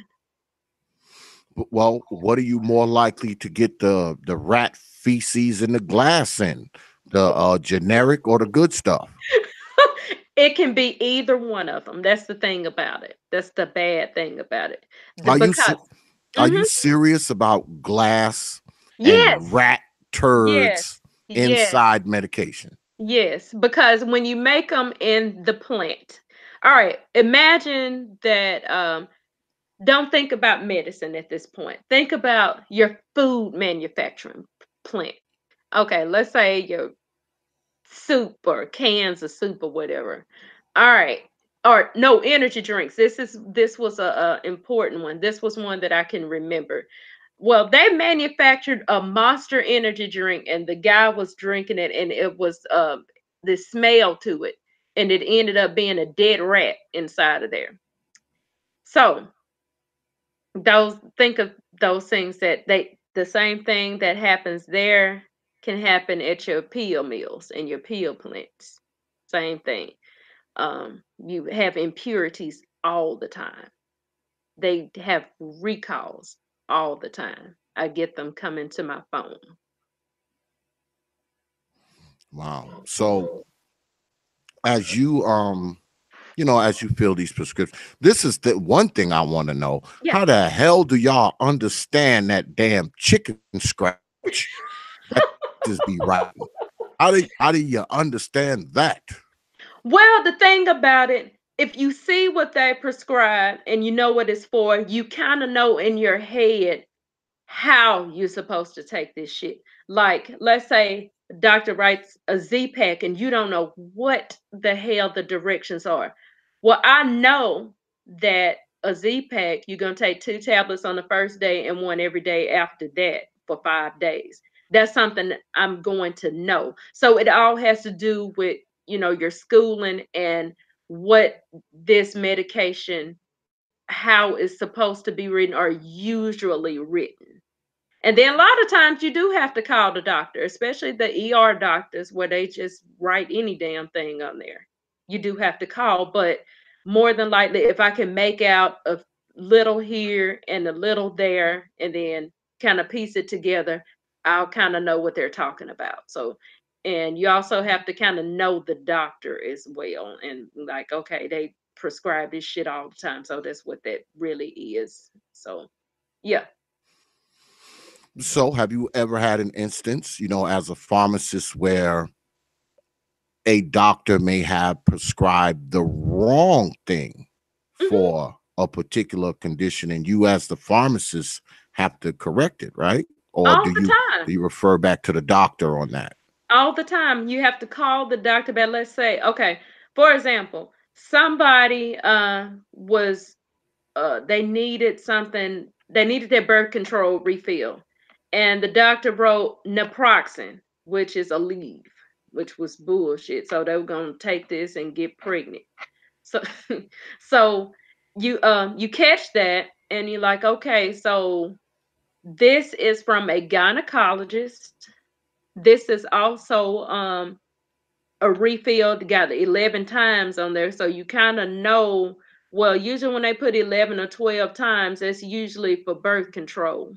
And then it used to be where a woman has a pap smear every year. Now, depending on the age, is every 3, and over 35 is can be 3 to 5, depending on if it's normal, abnormal. So I called the doctor back and was like, this patient doesn't have naproxen on the profile.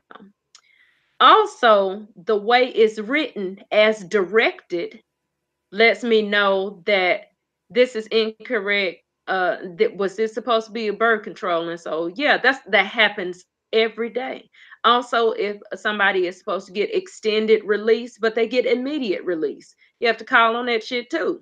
Um, and let's say that a doctor writes something and he doesn't control two like hydrocodone. If he doesn't put the date on there, I can't feel it. If he doesn't put the correct patient's name on there, I can't feel it. If he doesn't put a quantity or the doctor's name, or if he doesn't sign it, I can't feel it. So it's just different things that come up in the world of pharmacy. It's a pain in the ass, but they do happen. And doctors make mistakes all the time, especially a lot of nurse practitioners. And a lot of times the nurse writes the shit for the doctor, or in the state of Arkansas, a doctor's agent can write it, which means the receptionist can sit up there and write some bullshit and write it under the doctor's name and send it, and it'd be wrong as hell.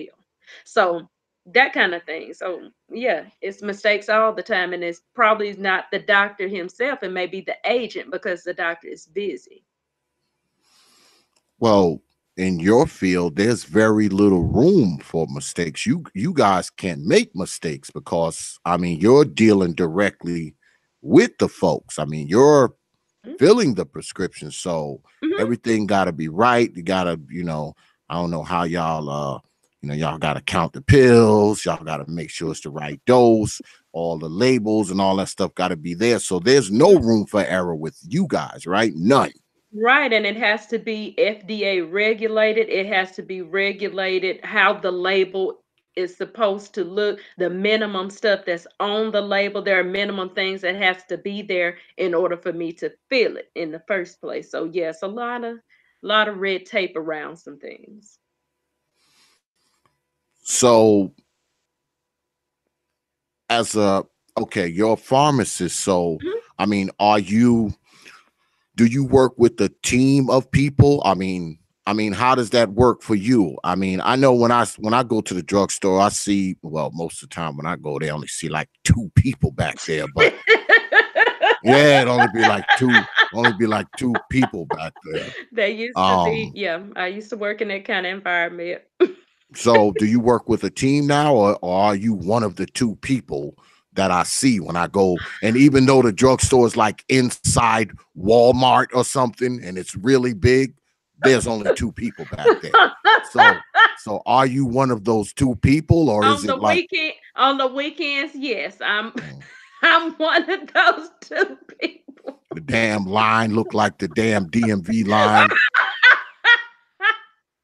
I'm like, damn, I'm just here for medicine for an ear infection. I'm going to be here for 6 hours. God damn it. It is crazy, you know. And I hate that it's like that, but you are 1000% correct. Yeah, on the weekends, I'm one of those two people. Um, but I do work with a team throughout the day. Sometimes we're busy and I have an overlap pharmacist, meaning that we kind of overlap hours, maybe about 3 hours overlap because we have an opening pharmacist or a closing pharmacist. It just depends. But we have like in the state of Arkansas, it's like 3 techs to 1 pharmacist. So you have to have a ratio of that. So you just can't have a bunch of people just piled up back there, or else the board of pharmacy, you can get in trouble for that. So yeah, I can't, if I'm by myself, I can't have more than 3 people back there. So do certain people get priority? Does certain drugs get priority, or is it and I don't believe this, even if you say yes, that things go out in the order that they're received? Is it do certain people get preference, like, okay, I'm going to do this one first, even though this one came in an hour ago? If they're nice, yeah, but if you cute, probably. Oh, so if a dude walks in there and he's cute, his medicine gets done right away. It probably will. Well, and I will make sure that he has BS. That's some BS, Doc. And I'll make sure that he has to have a counsel if he's taken it before, just so I can talk to him. So, in other words, you're the reason why I'm in there for 5 hours just for some damn eye drops. You're the reason. Right? But it happens. I'm not gonna lie, it happens. It happens. Like, if we have an employee of that store, we gotta make sure that employee is taken care of, before the person that got out of surgery. That's a bit facetious, but you get the drift. That if the cute handsome brother comes in there and all he need is damn eye drops, the person who just had gallstones removed, they have to wait, right? Because they're ugly. Is that what I'm hearing? I'm fast, so you get yours in time. But I'm still gonna have to do this counsel. Okay. For eye drops? Yeah, I'm gonna do this counsel. Eye drops? I'm gonna let you know this counsel, and I'm gonna tell you all about these damn eye drops. Wow. Well, I always figured that anyway, because I mean, when I do, I mean, I don't be in the pharmacy much. I mean, because I haven't had a lot of things wrong with me, but I've been in there for like painkillers and eye drops, and because some eye drops are actually prescription. You have to go to a doctor, and I'm in there 4 hours just for a little bottle of eye drops, and I'm like, what the hell? I know they got that like sitting back there somewhere. I mean, they can just call me to the side and just let me pay for my shit and be out. Well, how's your insurance, sir? Your insurance might have, it might have fucked something up, and we're trying to get your insurance to run through. Oh, that's what it be? Is that why a lot of times it does. A lot of times insurance be tripping like a motherfucker. And a lot of times, let's say, depending on the type of insurance you have, I'm just gonna arbitrarily throw out Medicaid.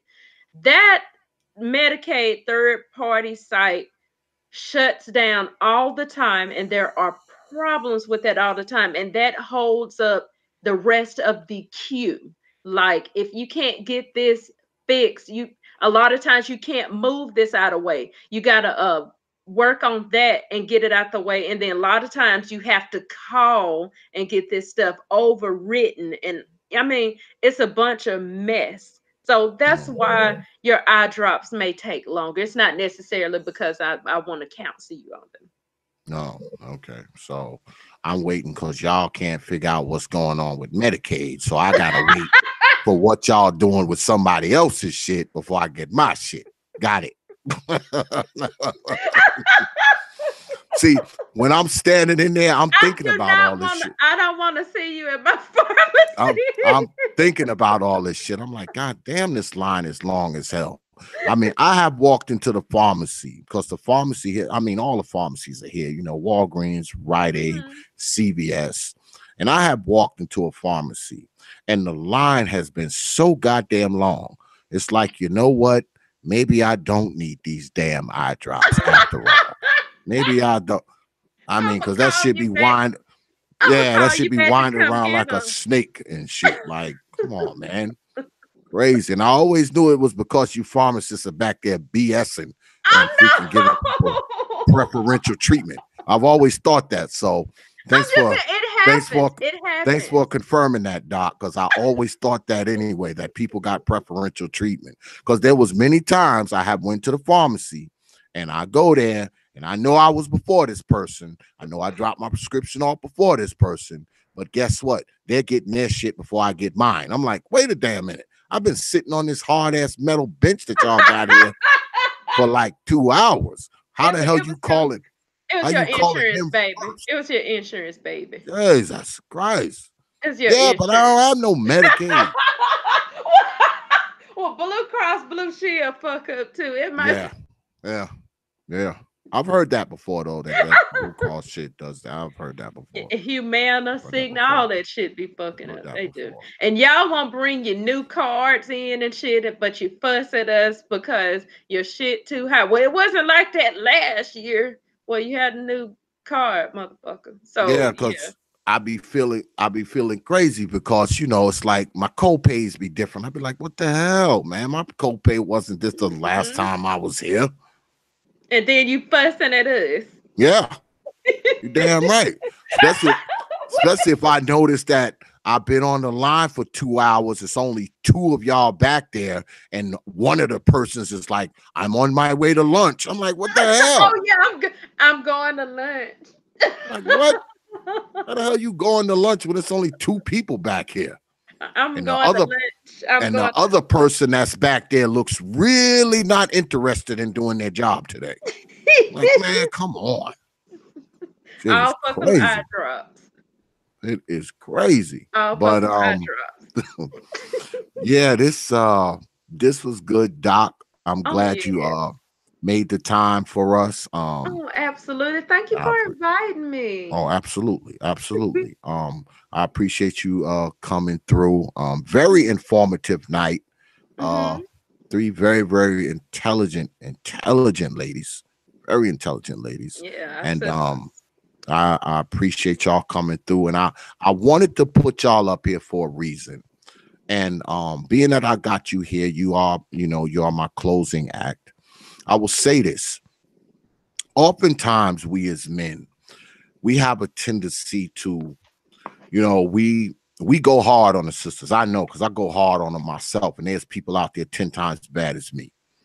And we don't often put up and show people, women like you, women like Lady Nicole, women like Lady Paulina, who are accomplished women, who are women. Yes, who are down to earth, and all of that kind of stuff. Now don't get me wrong, I think that y'all are like few and far between now. Don't even get it twisted thinking that I'm thinking that it's a bunch of y'all, because I don't believe that.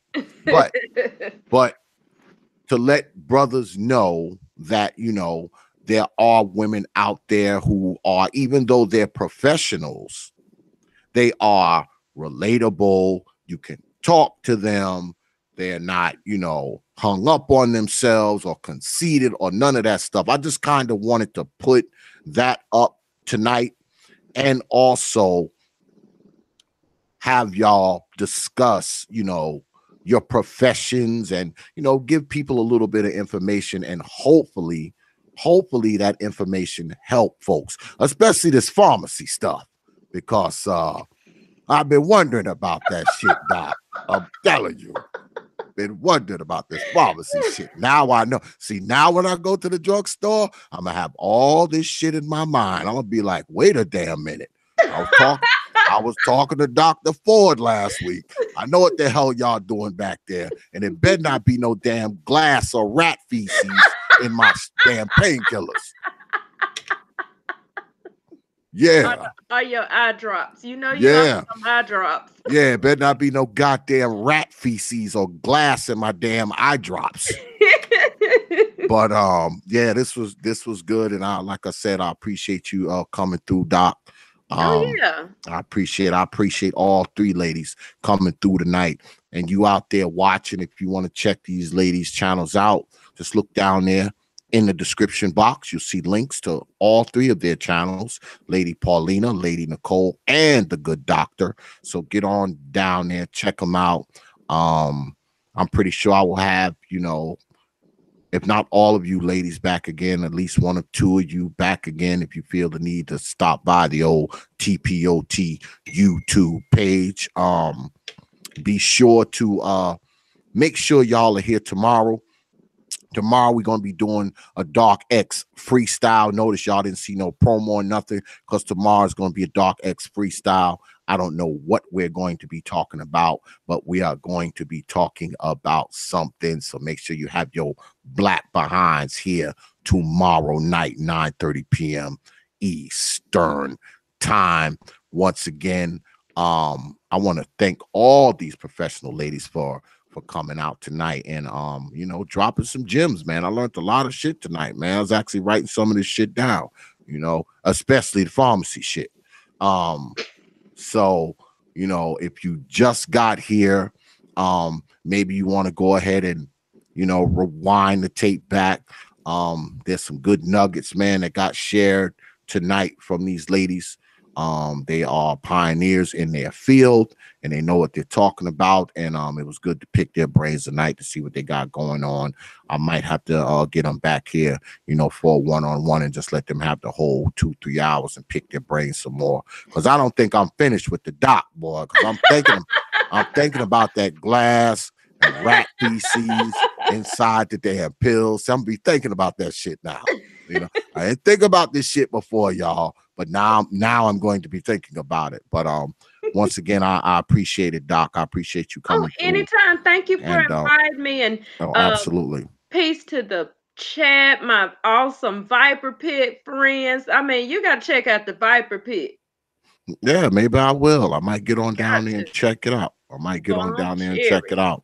And I want to thank all of you for coming through tonight. I know at the end of the night, I usually give y'all my spiel, but as y'all can see now, what I've been doing is I've been putting all that information right here on this little bar. See it? You see it down there, folks? You see the Twitter and the Facebook and the Instagram. So I don't have to say it to you any damn more because it's not like you listen to me any damn way. So I'm not even going to be doing that as much as I normally would because I'm just going to have this little bar right here for you. And if you feel the need to stop by one of those places, go right ahead. You'll definitely get a follow back. And also, as well, if you're feeling generous, go ahead and look right over there. Okay, right there where it says the Proper Thought series. Look like it's been swiped with a yellow highlighter. Go ahead, drop a few coins in the bucket. I'm sorry. I know a lot of you like doing the super chat thing. I know y'all do. But at the beginning of the Hours of Power, I told y'all that YouTube has suspended my super chat, y'all, for 30 days over something really stupid. And I'm going to make a video about it. I'm not even going to talk about it tonight, y'all, but be on the lookout for a video. And once y'all see this, y'all going to be like, damn, that's really stupid, because that's what I thought when they sent me the email. I was like, what? So be on the lookout for that. Like I said, I'm sorry, y'all, because I know my folks like to super chat, and say whatever they want to say, but they couldn't do it tonight. But it's not my fault, y'all. Freaking YouTube then took my stuff for 30 days. So that's where we at. And don't worry, I'm going to be getting it back. But y'all will see. Once y'all see the video, y'all going to be like, damn, this is stupid. So, yeah, I appreciate everybody coming out in the chat. I appreciate my moderators always doing what they got to do. And most importantly, I want to thank you for coming out tonight, spending some time with us and watching us. It is always a pleasure. And once again, I want to thank my most distinguished guests, Lady Paulina Johnson, M.B.A., Lady Nicole Ali, and of course, the good Dr. Ford, for coming through tonight. So with that, I will leave you. And make sure you have your black behinds here tomorrow night. You understand? 9:30 p.m. Eastern. Don't make me say it again. So with that, I will leave you with 3 words, like I always do. Open your mind. The prophet of thought. Peace, folks.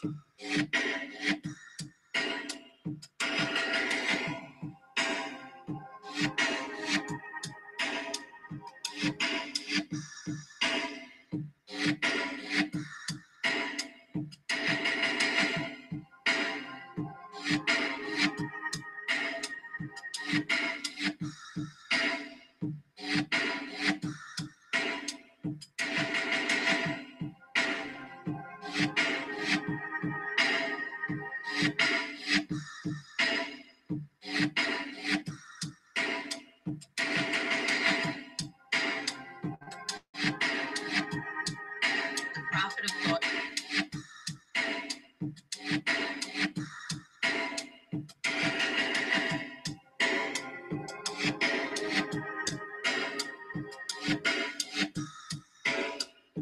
You know.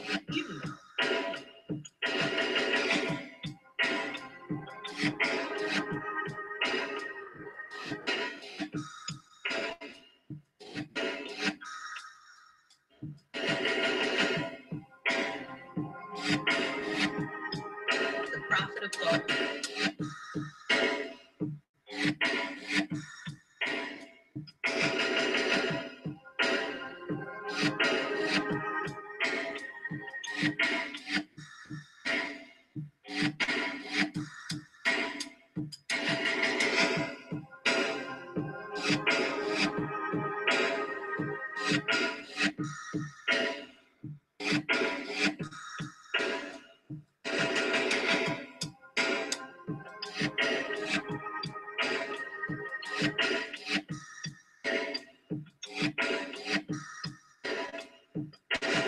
The prophet of thought.